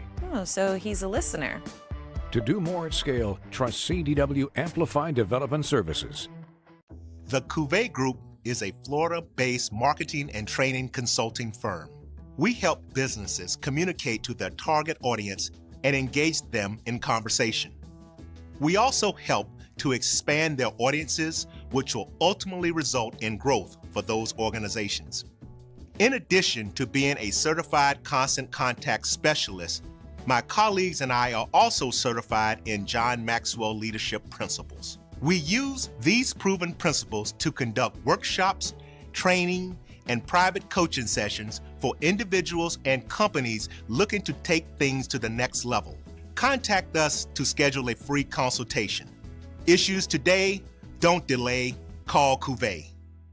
Since 2002, Empowerment Resources, Inc., a nonprofit organization, has empowered more than 1,500 youth and adults in Duval and surrounding counties. Through its programs, Journey into Womanhood, Girls Mentoring, Life Skills for Teens, and Parenting Education Coaching. To get involved with programs, volunteer, or donate, visit www.empowermentresourcesinc.org. Follow us on social media, facebook.com/empowerment.resources and instagram.com/empowermentJAX. It's never too early to plant the seed, to share the tradition, and instill a sense of pride in your HBCU with your little ones. HBCU Pride and Joy Children's Boutique helps you share your school spirit with a wide selection of adorable kids' apparel and accessories officially licensed from your favorite HBCU. Visit hbcupridejoy.com and follow us on all social media at HBCU Pride Joy on Facebook and Twitter.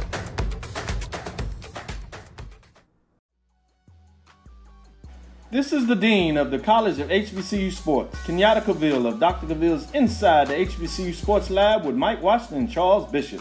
Come mix it up in the lab where the course lecture is in session every Tuesday from 6 o'clock p.m. Central Standard Time on Facebook Live, YouTube Spreaker, or the BCSN app, as we discuss all things about the HBCU sports culture, including exploring the week that was in the sporting HBCU diaspora, as well as the upcoming week of HBCU sports. With me, the Dean, the College of HBCU Sports, on Dr. Cavill's Inside the HBCU Sports Lab with Mike Washington and Charles Bishop. Course lecture dismissed. From novice to aficionado, find yourself here. High quality cigars plus personal customer service. Slow Burn is Waco's only mobile cigar lounge, featuring a meticulous, curated collection of premium cigars. Visit our website, www.slowburnwaco.com. That's www.slowburnwaco.com. When it comes to professional learning, teachers deserve better. From the leader in online learning, Stride brings you the Stride Professional Development Center, an on-demand library of mobile-friendly courses that gives teachers choice and flexibility, allowing them to learn anytime and anywhere. Our dynamic courses provide bite-sized learning and help educators advance their knowledge while also gaining professional development hours. It's time you take charge of your learning. Visit us today to get started. This is Ryan Fulford. AD Drew and I are co-hosts of the BCSN Sports Wrap. We talk about all things related to HBCU athletics. From the games, teams, coaches, and fan interest stories, we cover it all. You can find our shows on Facebook at BCSN Sports Wrap, YouTube at MyJBN Online, and everywhere you listen to podcasts like Anchor, Spotify, Google, and Apple Podcasts. You can also find the show on the Jericho Broadcast Network's app. Make sure to download. We look forward to you joining the conversation and being a part of the show. T. Madden and Associates is a sophisticated and experienced law firm located in your neighborhood. We're turning injury to cash. T. Madden and Associates obtained almost $2 million for my injury. They turned my injury to cash. Now, we can't guarantee how much your injury is worth, but we've recovered millions for our clients. Call T. Madden and Associates at 833-PAID-123. That's 833-PAID-123.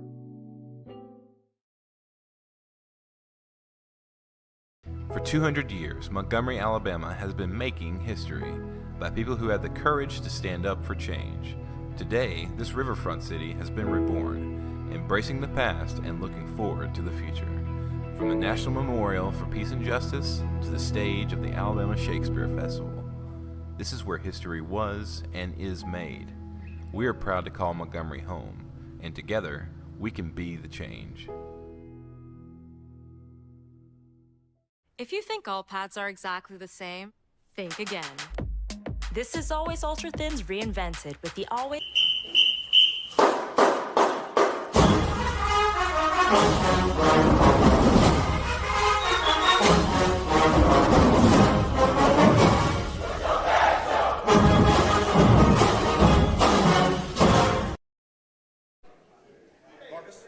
And we're back on the ONG Strike Zone, live from Radio Row here at the Cricket Celebration Bowl. Yes. Yes. So with us, we have Terrell running back Jen- Terrell Jennings and defensive back Javid Morgan. Gentlemen, thank you for coming with us on short notice, and I know that you have to proceed to other things today. So thank you for your time. Thank y'all for having us. Thank you for having us. I'm going to start off with Terrell. Was in the press box for the last game, SWAC championship game, and you moved to, I believe, number 15 on the all-time list at FAMU as far as rushing, and you did it on the touchdown run. Obviously, during the game, you're not thinking about things like that. You just playing in the moment, trying to do what you got to do to help your team win.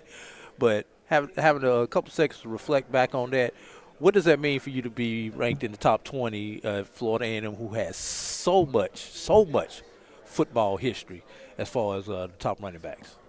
Honestly, I just say it's a blessing, and I tip my hat off to my linemen and my receivers, because without them, I wouldn't have been able to do anything I've been doing this year. So I tip my hat off to those guys, and of course, my ability helped me get me this way. But if it's not a team effort, I wouldn't have been able to do anything I've done this far. So I think it's a real good feeling for me to be up there with those greats and a lot of players that's been here, because it is a rich history. Even Bob Hayes from my home city played running back here, you feel me? So that's a great feeling.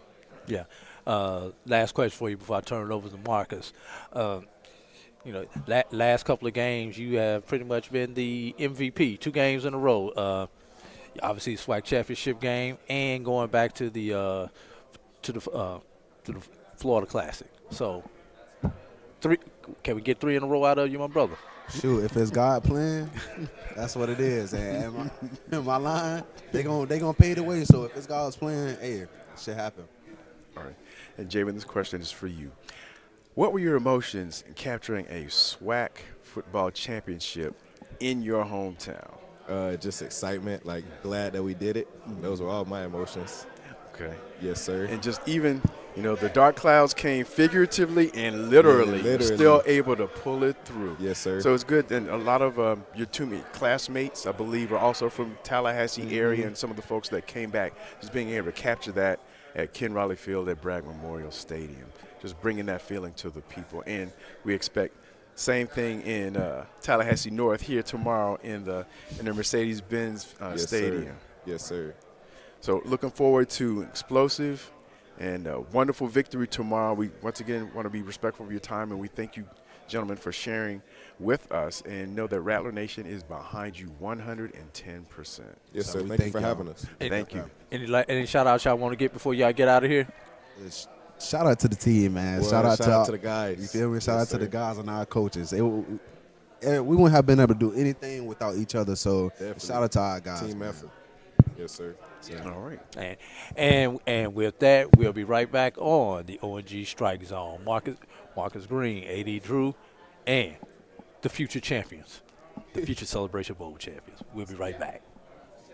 Triple protection system. This pad wicks gushes 90% faster, absorbs even more so you can feel dry, and locks odors in. Rethink your pad for up to 100% leak-free and odor-free comfort with the totally reinvented Always Ultra Thins. This is always like never before. As technology continues to bring changes to the world of education, it's time we also reimagine teacher professional development.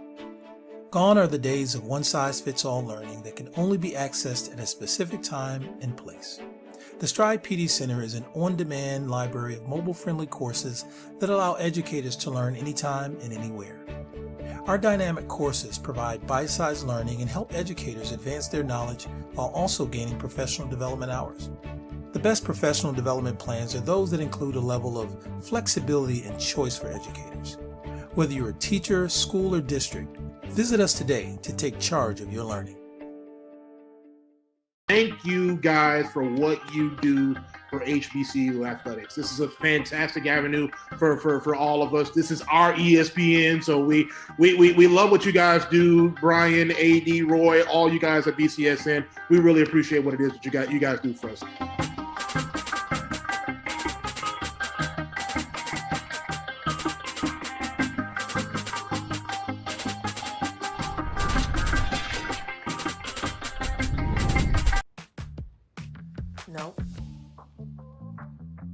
Nope. Come on, him? Ooh, I like him.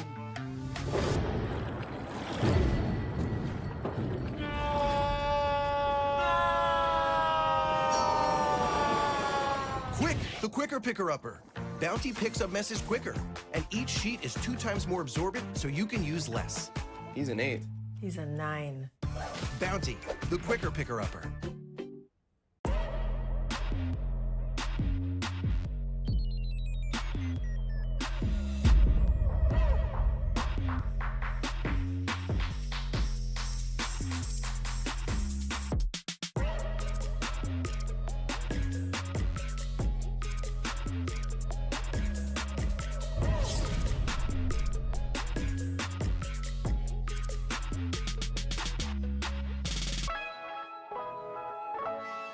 At CDW, we get speed as the new currency.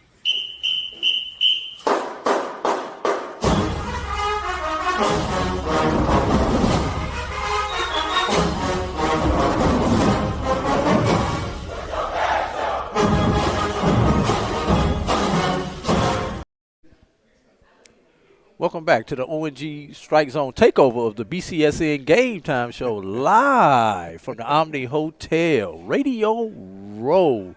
Kelvin Rozier, Coach Brian Smith, Coach Joseph Henry. They call him Smitty Rock. What's your nickname, Coach Henry?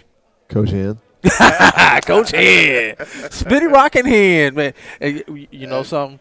It may be some people who want some the other kind of hen after like the a game good mixed tomorrow. drink. Hopefully it's a celebration drink, not the other way around. But and we know you guys don't have a whole lot of time, so we're gonna get right into it. First of all, just kind of tell us how it's been for you guys since you've been here. I know it's kind of been a whirlwind. Everything is spinning. Have you really had an opportunity to enjoy this experience, or right now is it just getting ready for the next game? For me personally, it's just getting ready for the next game. And I think when everything's done and said and done with, then you can sit back and enjoy and think about what you've done. But right now we have a mission that we want to get to, and we're almost there. We haven't gotten there yet. See, this is coming from a guy who's won a national championship. I'm a little different, right? Obviously, there's the business part of the game, and we got to make sure that our guys are ready to go. That's number one priority. Let's keep the main thing. I've tried, and I'm really bad at this. I'm a one-track mind, all right? So I've tried to sit back a little bit and just observe the guys and watch them, take in the sights. And, I'm really impressed with the way that the bowl is run, the way that they treat the guys, the activities that we have. So I've tried to – that's typically what I do. I've tried to kind of sit back and just observe the guys and watch them take in this whole experience. They've worked really hard for it. So I'm interested for you all's perspective of the season and the growth of your respective teams, right? So we started off the season, high expectations. It was pretty much celebration bowl or bust. Finished with the number one defense, number one offense, defensive player of the year, offensive player of the year. As coordinators, you all had great seasons. The run game over the last 5-6 games. Amen. Increased. Say that one more time. The run game over the last 5 or 6 games has jumped up 30 or 40 yards per game. So just kind of talk about from the beginning of the season until now to get to this point. And Coach Henry, we'll start with you. I'm really proud of our offense on the way that they've handled all the adversity that's come our way. Some things we can control, some things we can't control. It's come at us in all different ways, shapes, and forms. It's really inspirational for me to just, in hindsight, be able to reflect and look back on everything that they've done and everything that they've overcome. They've done a great job of playing as one. There are times that we've done better. Obviously, there's times that we've, fallen short of the mark. But just we've consistently, you referenced the run game, like we've just tried to consistently build throughout the whole course of the year.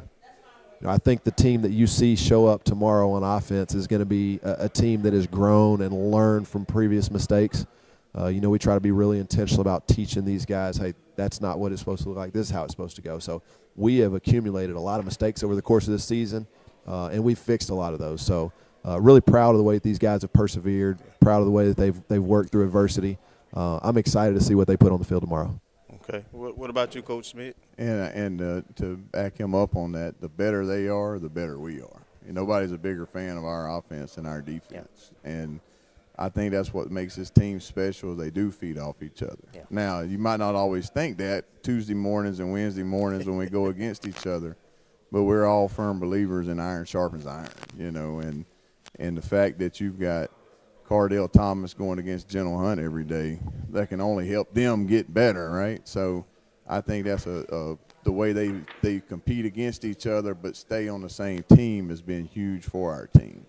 You know, I think for us, you know, no defense is ever the same, right? Last year's defense is not this year's defense. This year's is not going to be next year's. But I think as the season goes along, you learn, you know, what guys are good at what. Yeah. And you put them in those situations because that's our job as coaches, put them in situations to be successful. And I think probably one of the most impressive things that you see from our guys is how they understand what we want them to do, how they play plays off of each other. You know, the pick that Javan Morgan got the other day, those three guys figured that out on their own.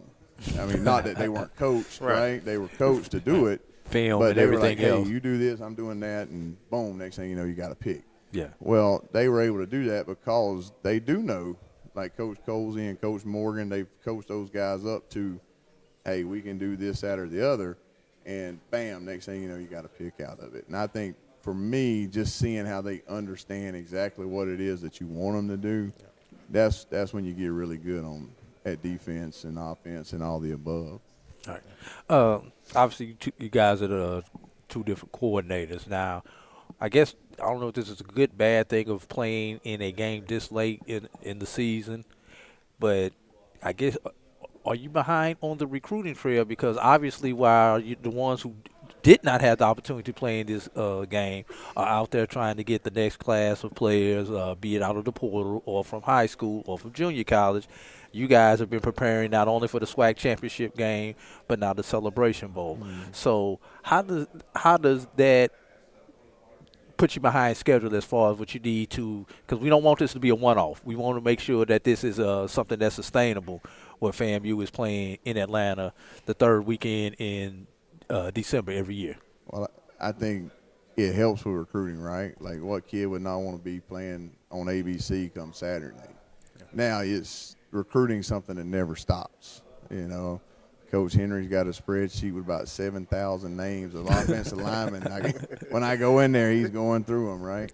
But the recruiting never stops. It just doesn't. And it only helps your recruiting. Why? Because we're playing on ABC on Sunday. So all these guys that we're talking to and we're recruiting, they're going to see live and in color us.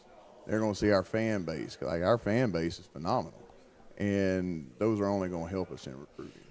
Yeah, so you took the words right out of my mouth, and you know, being able to play in mid-December on ABC at noon, you know, that's the brand, right? The brand is going to get your foot in the door, and then you start building relationships, and that's where you seal the deal. Once we get them on campus, and you get to know all the, you know, the coaches that are, you get to see all the support that'll be surrounded, you'll be surrounded by once you get here. You know, to me, the initial foot in the door is the brand, and so, you know, playing for a national championship, you know, playing in a bowl game, like those things all help sell itself. And then we got to, the part that never sleeps, the part that we got to make sure we do our due diligence on is we got to make sure that we are building those relationships with the young men.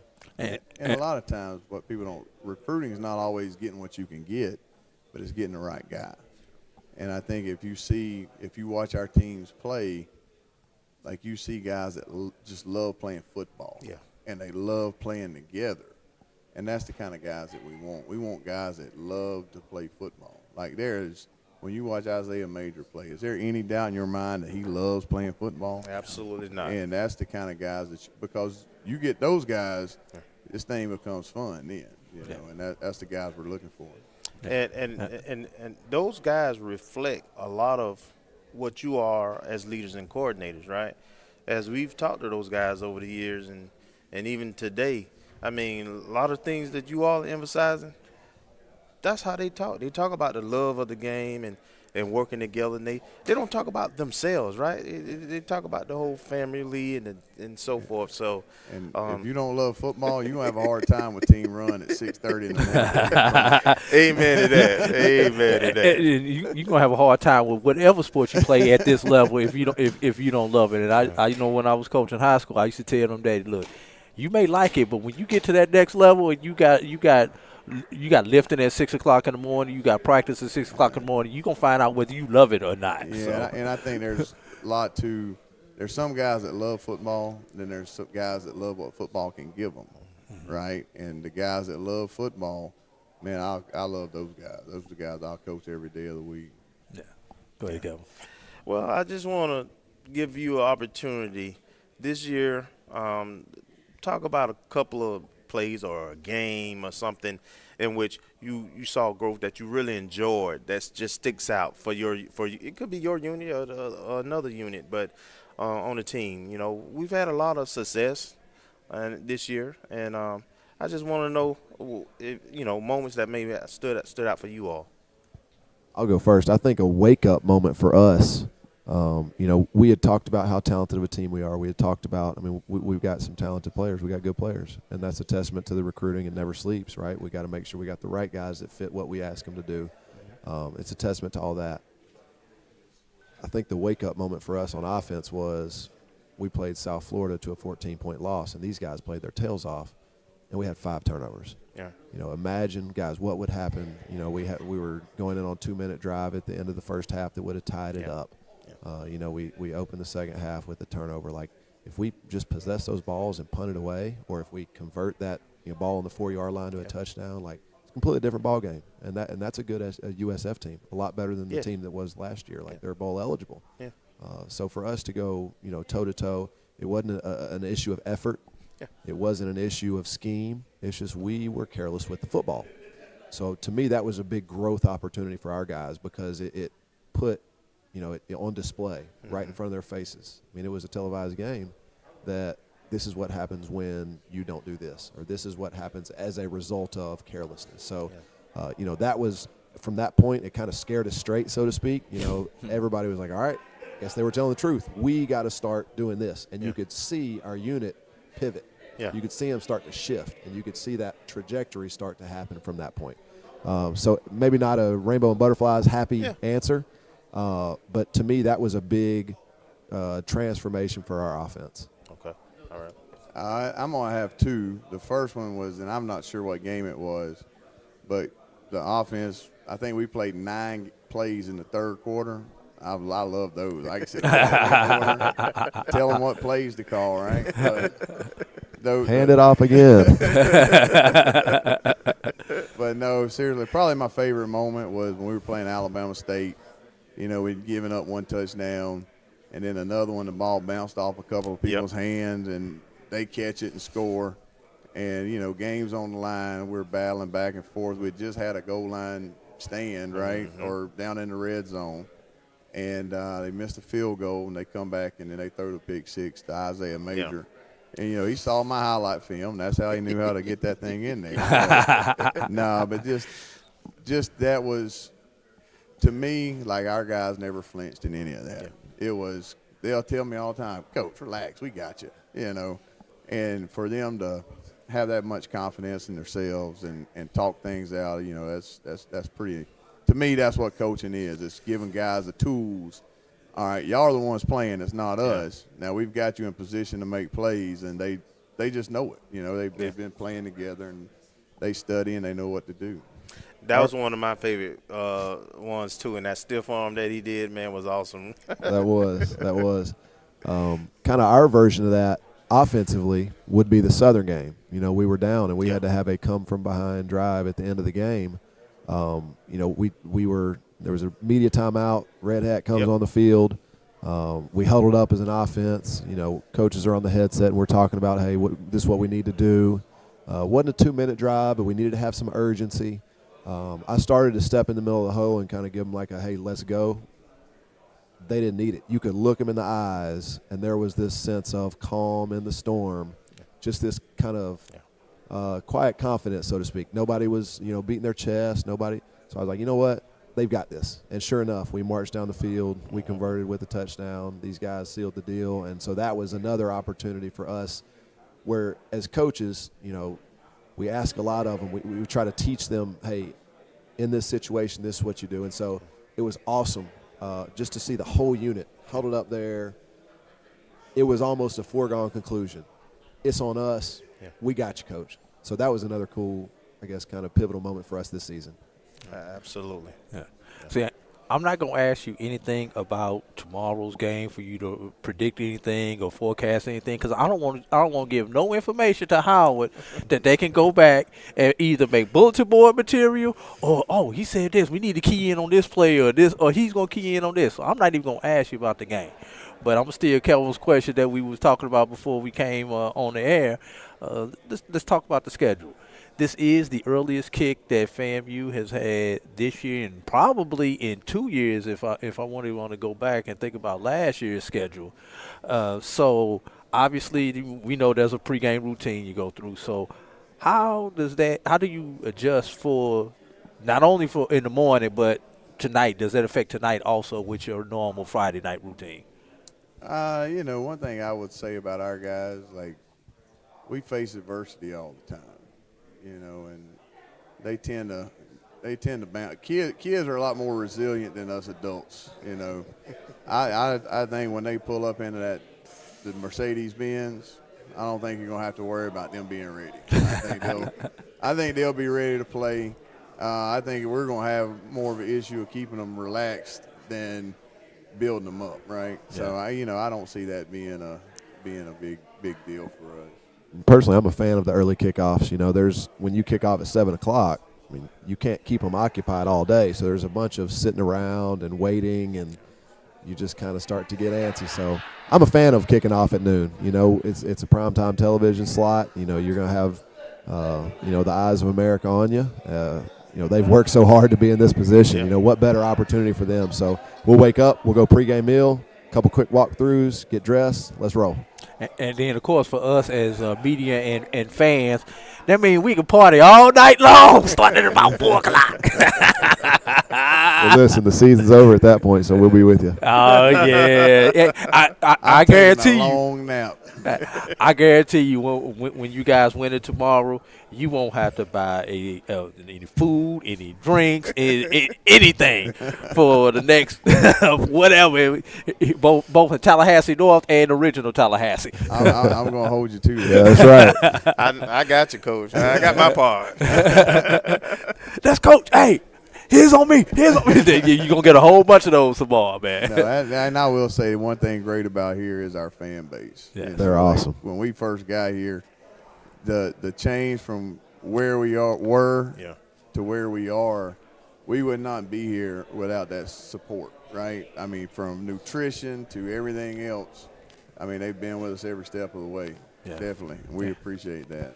Oh, absolutely. Yeah, I got one last question. I'm going to give it to Kelvin, then we're going to close this thing out. Do you guys feel the weight of the SWAC on you guys' back? The record is what it is, SWAC versus BIAC. Do you feel like you owe it to the SWAC to win, or is it just we owe it to FAMU, we owe it to our family, and the SWAC will just happen to be the benefactor when we win this game? Yeah, I don't know if it's the right thing to say, but I just feel like I owe it to my kids. That's fair. More than anybody else. I'm not trying to be whatever, but you're not trying to be politically correct. The guys in that locker room. Yeah, that's right. That's what it's all about. From starting in early January this year, when this team was still in its formative stages, and we go through. Those are the guys that have bled, literally sweated, cried. They're the ones that made this happen. They're the ones that it's all for. I think that we represent, obviously, the brand. FAMU is, we represent. That's what everybody agreed on when we came here. Whether it's a coach, whether it's a player, we're all in it together. I think, as you mentioned, as a benefactor, I think the SWAC will, obviously we're the representative of the SWAC. I think they benefit from the success that we will have. So. But it all boils down to this for those players.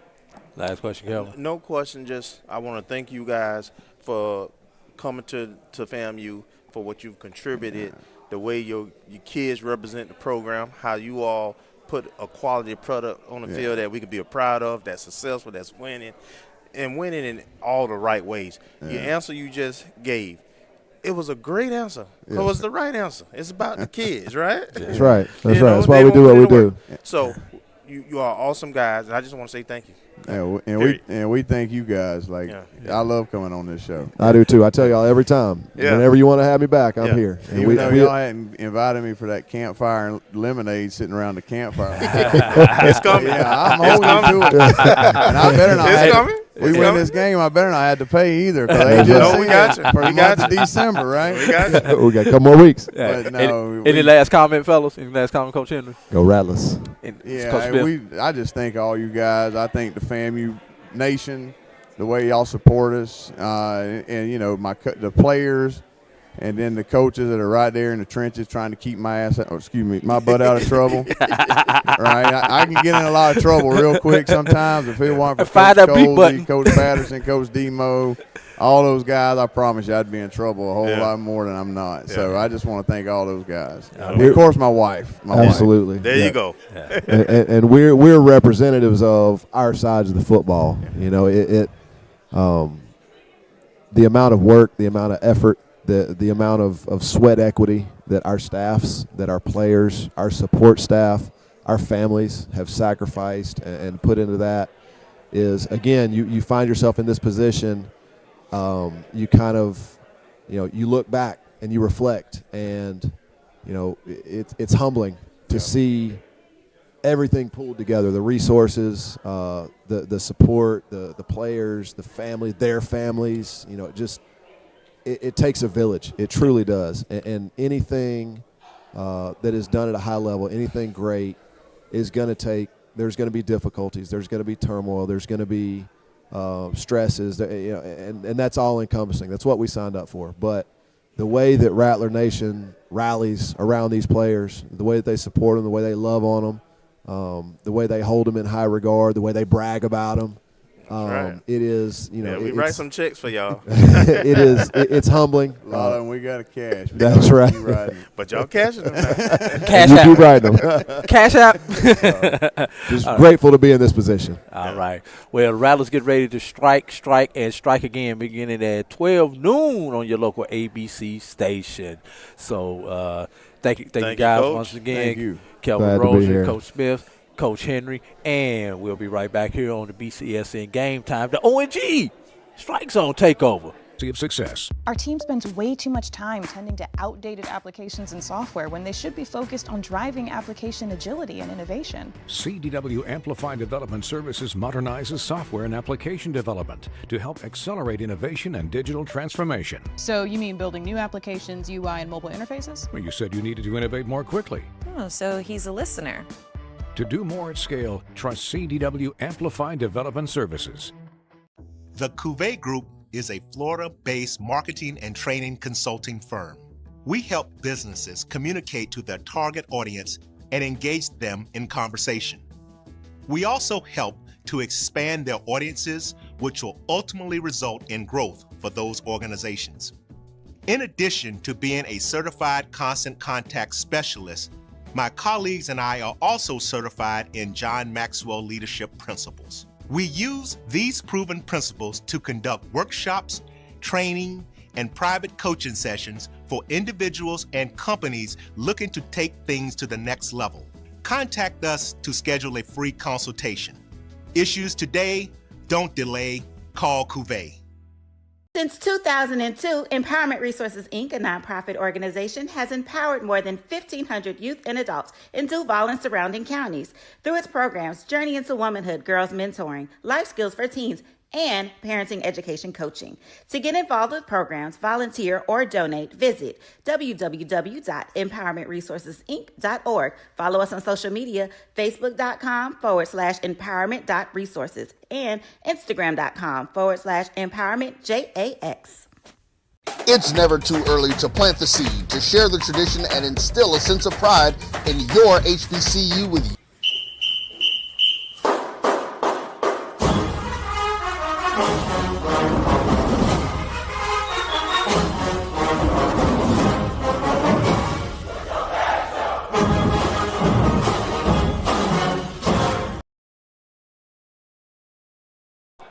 right, welcome back to ONG Strike Zone. Brian and Marcus here on Celebration Bowl Radio Row. Now joining us, Special Teams Coordinator, Coach Doc Campbell.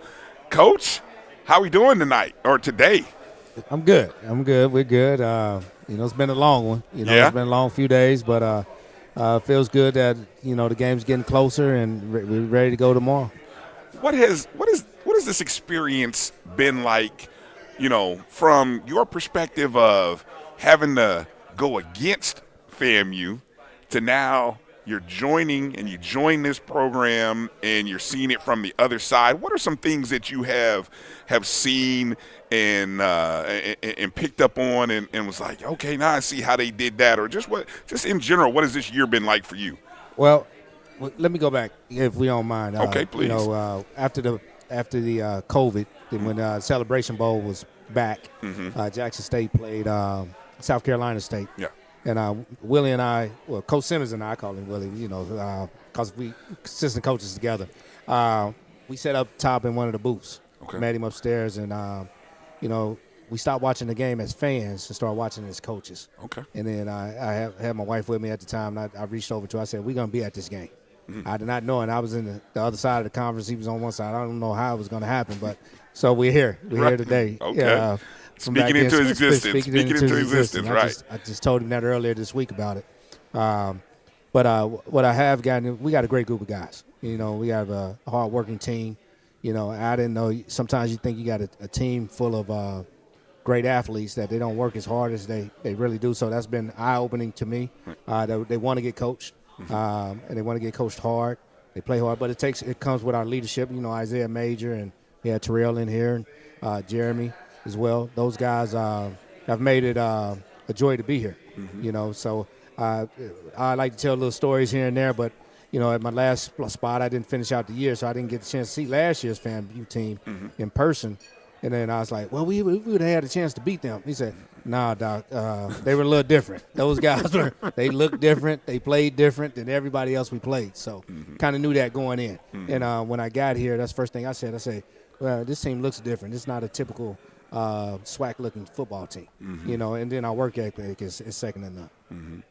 And now you didn't get a chance, and if I'm not mistaken, you kind of came in almost right about the start of training camp. A week before training camp. Yeah, yes. So what kind of challenges does that, in terms of your role and what you have to do in terms of preparing the special teams unit? What kind of challenges did that create in terms of you catching up? Well, so to speak? you know to stand and say that if you stay ready, you don't have to get ready. Okay. So I was already ready. The biggest thing was Coach Simmons saying, "Hey, it's your show. You go ahead and do it. We'll follow your lead." And because he wants, he's an offensive guy, along with Joe Henry, those guys are going to handle that, and Coach Smitty's going to handle the defense along with that staff. And those guys had open arms. They were very open to it, and some of the players had to learn how we practice. That was a little, challenging at times, but then they conformed right away and saw it and adjusted fine and allowed me to implement some of the things and philosophies that I believed in, but also that was going to fit. So I was very observant as well, and then seeing what we had to work with and was able to do in training camp to see what's going to fit each kid that we had to work with. So been able to do that, and then been able to come up with really good game plans each week. So, but that's a testament to a little bit of everybody involved in our organization. Go ahead, Marcus. Coach, I actually have two questions that are kind of related, but maybe a little bit different. The first one, share a little bit about your past experiences at other locations, how those experiences culminated into what we've seen during your performance here at FAMU. That's the first question. The second one, and some of this may predate your arrival, but I noticed in terms of the personnel, we'll call it personnel acquisition, don't want to sound like the NFL, but there are a lot of kickers, a lot of long snappers, and kickers who are both punters. And it seemed like there was an abundance of folks at that position. So I was just curious in terms of the strategy of why the sheer number of players that fill those roles, how that particular approach or that particular mindset, why that was in place. Well, I've been in a bowl game before, so that's helped out with the rigor of what we've gone through here the last 2 weeks. So I've understanding that. But every good football team I've been a part of, championship team has always had good punters, good kickers, as well as long snappers and holders. and you try to play the best of the best with that. Nowadays you don't have one guy that could. You would love to have one guy that could punt and kick at the same time, but you want to have the guys be at the top of their game. In order to do that, sometimes the guy's just going to specialize being a punter. One guy's going to specialize being a kicker. We get, even with our snappers, we got one guy is better than the other guy at short snapping. The other guy's better than the other guy at long snapping. So you have to find ways to play your best guys, and you try to travel them. So it might take away from another guy who usually travel in order to have your best guys. Now, I didn't recruit any of them. I inherited them by getting here the week before. But Coach told me, he said, man, we got some guys. We got some guys at that position that you're going to enjoy working with. The challenge for me was finding out what everybody's strength was, and then being able to put that and being able to have a plan for those guys to be successful. We knew Trey was going to be a really good punter. The kicking battle was up in the air, but one guy could kick it a little bit further than the other guy. One guy was a little bit more accurate than the other guy on field goal. So, but we got to find a way to play both of them, and it was – what it kind of took away was that third-string travel guy from, maybe a defensive back or a wide receiver. Well, he can't make it because we got to have, both kickers going. We got to have both long snappers going because we got to be sharp in every area. I always tell guys, too, is 4 to 5 plays a game will determine a football game. Yeah. You just really don't know which 4 to 5 plays it is, so you got to be on your game at all times. All right, thank you. Yep. I want to go back to or think back on that Alabama A&M game and the success and how the special teams unit changed that game. And I felt like that was almost like a growing up. I felt like a growing up moment for the special teams. What's your and as the season progressed to that game, talk a little bit about the progression of the special teams unit and just those moments in those games. How you guys have been working towards that and just everything that went into the philosophy of it. I studied last year's season, 2022 season, and the philosophy of it was let's play. Of course, we was gonna play good field, try to accumulate good field position, but I wanted to be pressure. I wanted to add pressure to the punter. And if we could just create an errant kick, that's going to allow us to have good field position, But so we're going to have pressures. We're going I kind of, that's my personality. I want to get after you, staying aggressive. And sometimes some guys like to just sit back and let the punter do his thing, But sometimes you get a little antsy if some guy's going to come after you just about every other punt. So, and that's been our philosophy going into each week. And I think that's why we got a lot of guys want to get on the units. Okay. Because they having a lot of fun. I mean, it is really – if I make a change on that unit, it's almost I got to worry about somebody coming, hey, Coach, why you take my name off? So which is a good thing. So we got the best of the best playing, but because we're aggressive. And that fits our guys. We got an aggressive group of guys that are really good players as well and understand what we're doing. So that allows us to apply pressure, allows us to go, you can see how a block punt excites the team. Kickoff return to the house excites the team. So those guys understand they want to be a part of it. And actually, that was going to be my next question in terms of how you select, or what's the process for selecting those who will be on special teams? Well, we started off at, we wanted to have, if you were a starter on offensive defense, you had to be, besides the quarterback, involved in most of the offensive linemen, you had to be involved in 1 or 2 special teams, either first starter or backup on 1 or 2 units. And that's what I've gotten from other good places that we had really good football teams. And that philosophy is a little different from what it had been in the past. But with that, other guys have gotten better. Well, we could take some of those 1 or 2 starters off other units and playing. Now everybody's good, considered a starter. When the NFL guys come in, they want to ask. We want to, like with Isaiah, he's on 1 of the units. He's on our punt unit. When they come in, they want to know how many special teams units is he involved in. That's the first thing we say. We want to get to the NFL. That's the fastest way to get there, unless you're a first or second rounder. So other than that, if you're going to be a free agent or a late round draft choice, you're going to be involved in special teams unless you're a quarterback or a high end wide receiver or something like that. But special teams, because the roster is only 53. So they got to be motivated. So those guys want to ask when they come in. That's the first thing they ask: how many units are they a part of? So and that has helped. And when guys see Isaiah Major out there and Chaney out there on those units, other guys want to get in coaching. Let's get Chaney a rest and let me get in. Chaney's like, no, coach, I don't want to come out. I want to play. I'm going out there, and this is important to us. And but they understand it, and they understand the significance of having a good field position. You got to create good field position. We call it the hidden yardage battle. You got to be able to win that to win football games. When you look at Howard and you watch the film on them and their various special teams units, what are some key areas that you feel like we can take advantage of, or things that we have to be cautious of from a special teams perspective? They've had several weeks off before, so you have to, to me, it's not to overthink things, but that gives you a lot of time to be creative. They are well coached, and that's the first thing that stands out about them. They're solid. They won't beat themselves. You got to go beat them. As far as I'm talking about in the special teams unit now. So they're solid in that. Probably not as aggressive as we are, but they're sound. They're sound, and that's what works for them. So it's going to be, two contrasting styles and maybe some philosophies, but to me, it's just worrying about don't let them steal a possession, meaning running any fakes. And those are the things we've always stood on throughout the season. But when you have some time off, we had 2 weeks, but they've had, 4, since their last game. So I don't know. I think they'll stay true to who they are, but it's enough time to throw a wrinkle in there here and there. Marcus, you want to get a last one in there with Coach here? Yes, a question for you in terms of, we've played in NFL stadiums throughout the year, but this will be the first dome.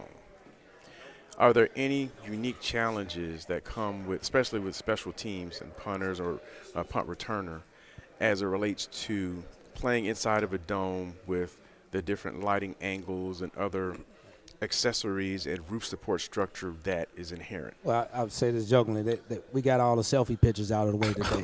So when we went over there, so that's first and foremost. So they won't be in awe of that, and then it helps that we already played in some NFL stadiums. But the wind, the wind is not going to be a factor. So, and I just want to make sure our kickers not trying to hit the ceiling with the football, and just continue doing what they've been doing all year. Sometimes you get in the indoor, they want to see how high they can kick the ball. And then how far they can kick it without being any wind. There's no wind into it. So just for us, the challenge is going to be stay true to who you've been, be yourself, and the big hits will come. The booming kicks will come as fit, and let's make sure we're playing solid and, fundamentally sound football. I don't know if it was you or Kelvin. One of you guys predicted a special teams touchdown. Who was it, you or Kelvin? That was Kelvin's. Okay, so Doc, that's one of our bold predictions. Somebody's on the hook. Hey, we've been explosive. So we have. And we kind of we always had to start working our counters. People had stopped kicking the ball away from Marcus Rowley. So we had to put in a counter return. And say if they kick it over here now, here's what we have to do with that. So make sure that prediction for us was to score a touchdown, right? Yes. Okay, yes. then that's good. Yes, exactly. Yeah. Hey, Coach, we appreciate you. Yes. Thank you. Much success. We hope Special Teams has a great day. Like I said, we started the season with one. Yep. I'd love to end the season with one personally. I know you would too. Yes, I would. So that's what we're counting on. Appreciate Coach Doc Gamble for joining us. The DOC. Nobody does it better. Yeah, it is. We're gonna stay here. All right, we're gonna stay here. Doc, appreciate you. Thank you, Doc. All right. Thank you, Coach.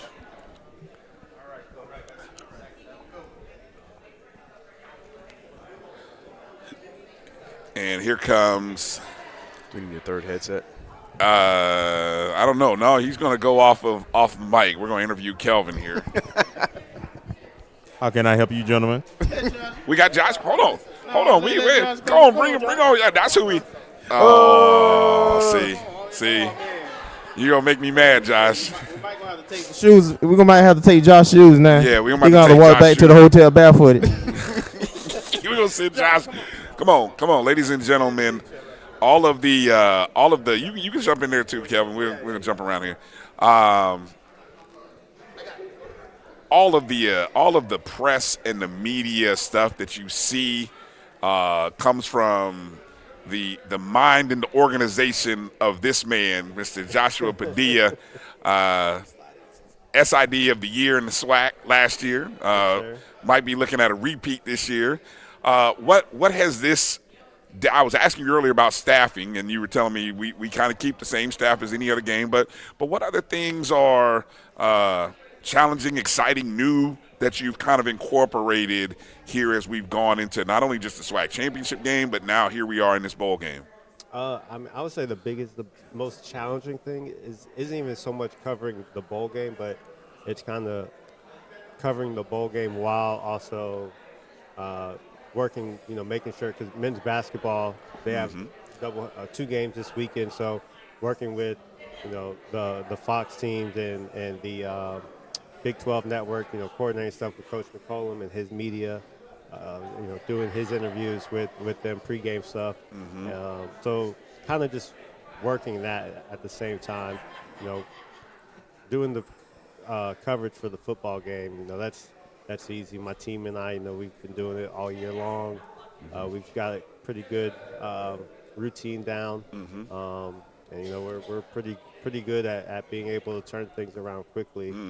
So that's not that part's easy. It's kind of juggling everything. Being in two places at one time. Yeah, exactly. Being in two places at one time.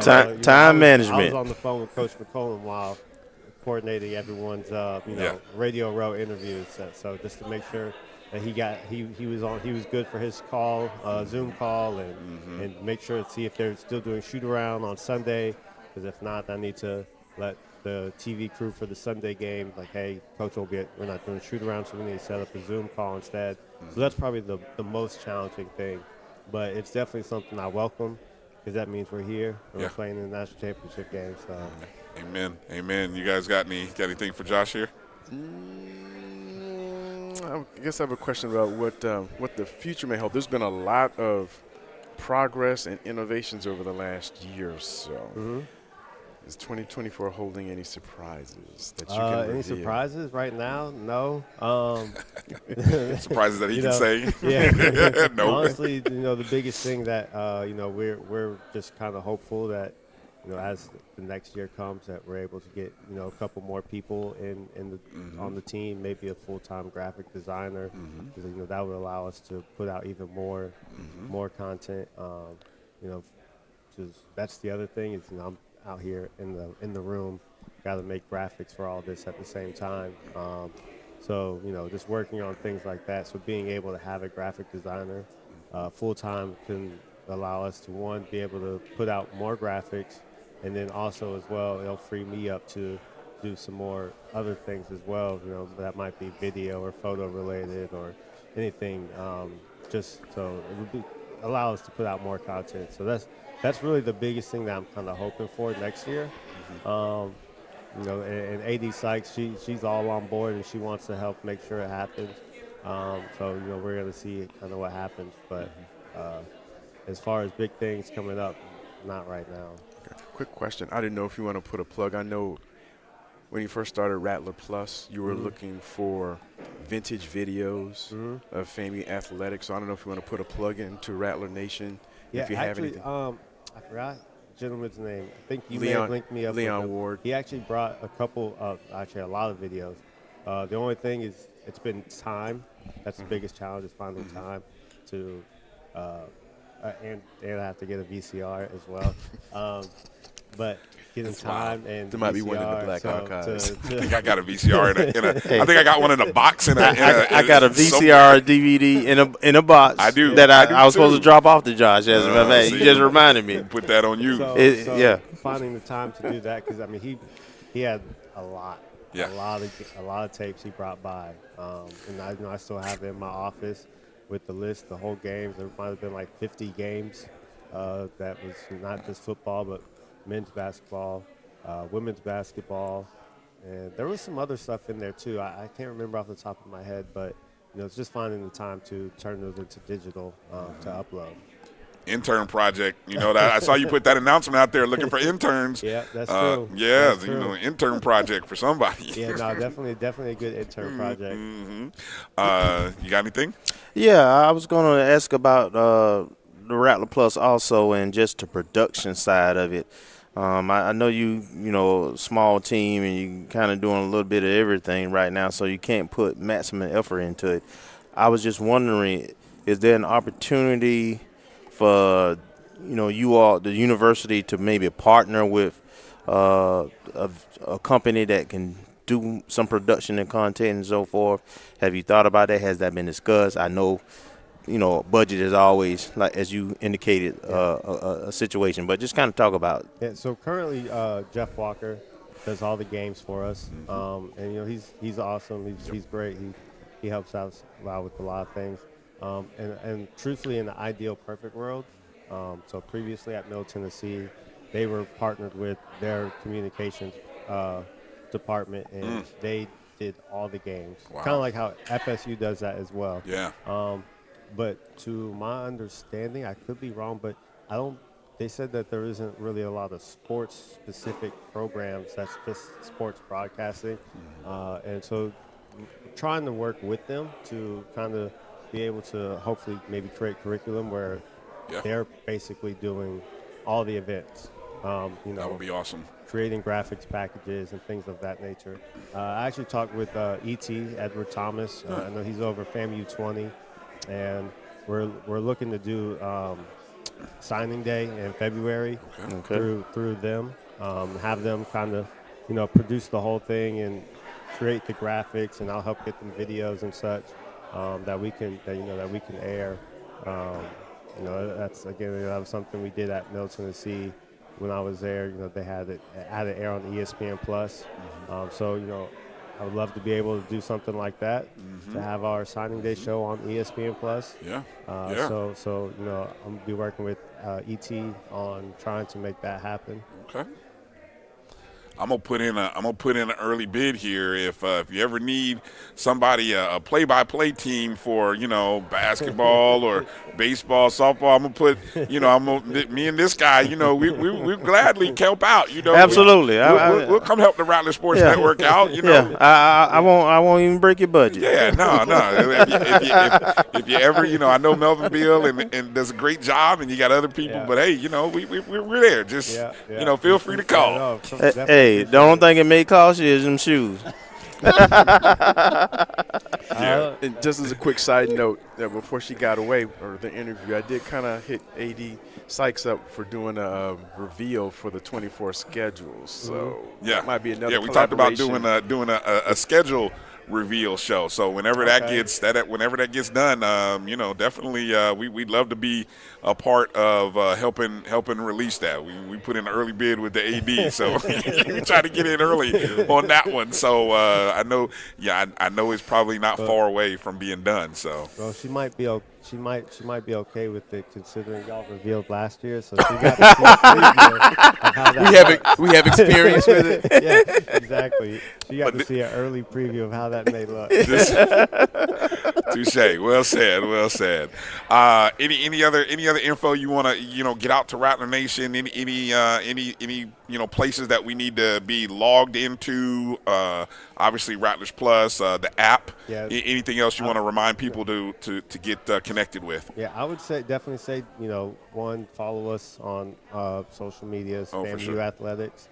And then download the app as well, because it's awesome. You can customize it to however you want.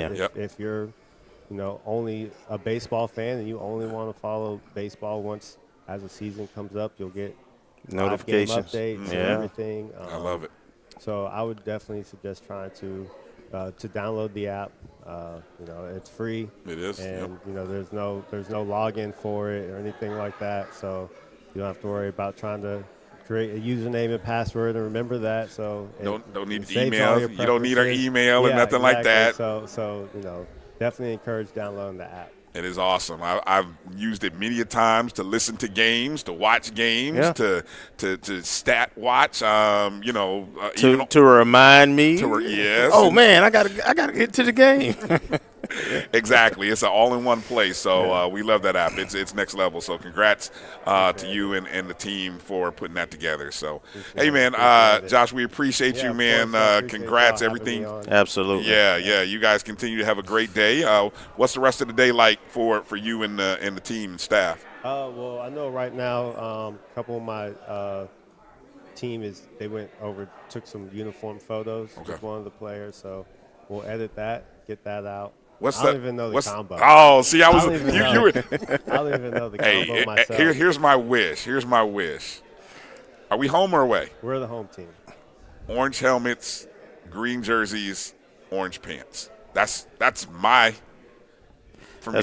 That's kind of traditional. We'll probably know in about, or the world will know in about maybe like 2 or 3 hours. All right. So we'll be looking out for it. We'll make sure to retweet that. So we'll see. I haven't seen the orange helmets in a minute. It's been a minute since I've seen the orange helmets. I don't know. Anyway. I do think we're wearing white helmets. Okay. I do think we're wearing white helmets. I don't remember what the rest was. Okay. All right. Josh Padilla, ladies and gentlemen, SID of the year. We'll soon to be, I'm sure, 2-time. I'm speaking it into existence. So, Josh, we appreciate you coming on and talking with us. Thank you all for having me. Yes, sir. All right. Thank you, man. Thank you. All right. We are going to stay here. I guess we're going to close it down, right? Yeah. We're going to close it down. Final thoughts, Kelvin, how are you, after talking to everybody, final thoughts, how are you feeling? I enjoyed the day. The coaches, everybody we've kind of talked to. Yeah. It was great to have the AD to come on and start it off, and yeah. she was very insightful and informational, man, and we just want to make sure we're here. What I want Rattler Nation to remember, we are at a championship level. Yes. We're winning championships in multiple sports, right? Mm-hmm. So now is the moment for us not to just pat ourselves on the back. Yeah. Now is where we got to double down and invest, right? Amen. We got to put the money where our mouth is. We talk a lot of trash and brag about, we brag different and we this and we that. Well, our giving has to reflect that also. Yes, it does. And our effort. I mean, our time. We've got to make time. We got to get more people in Lawson.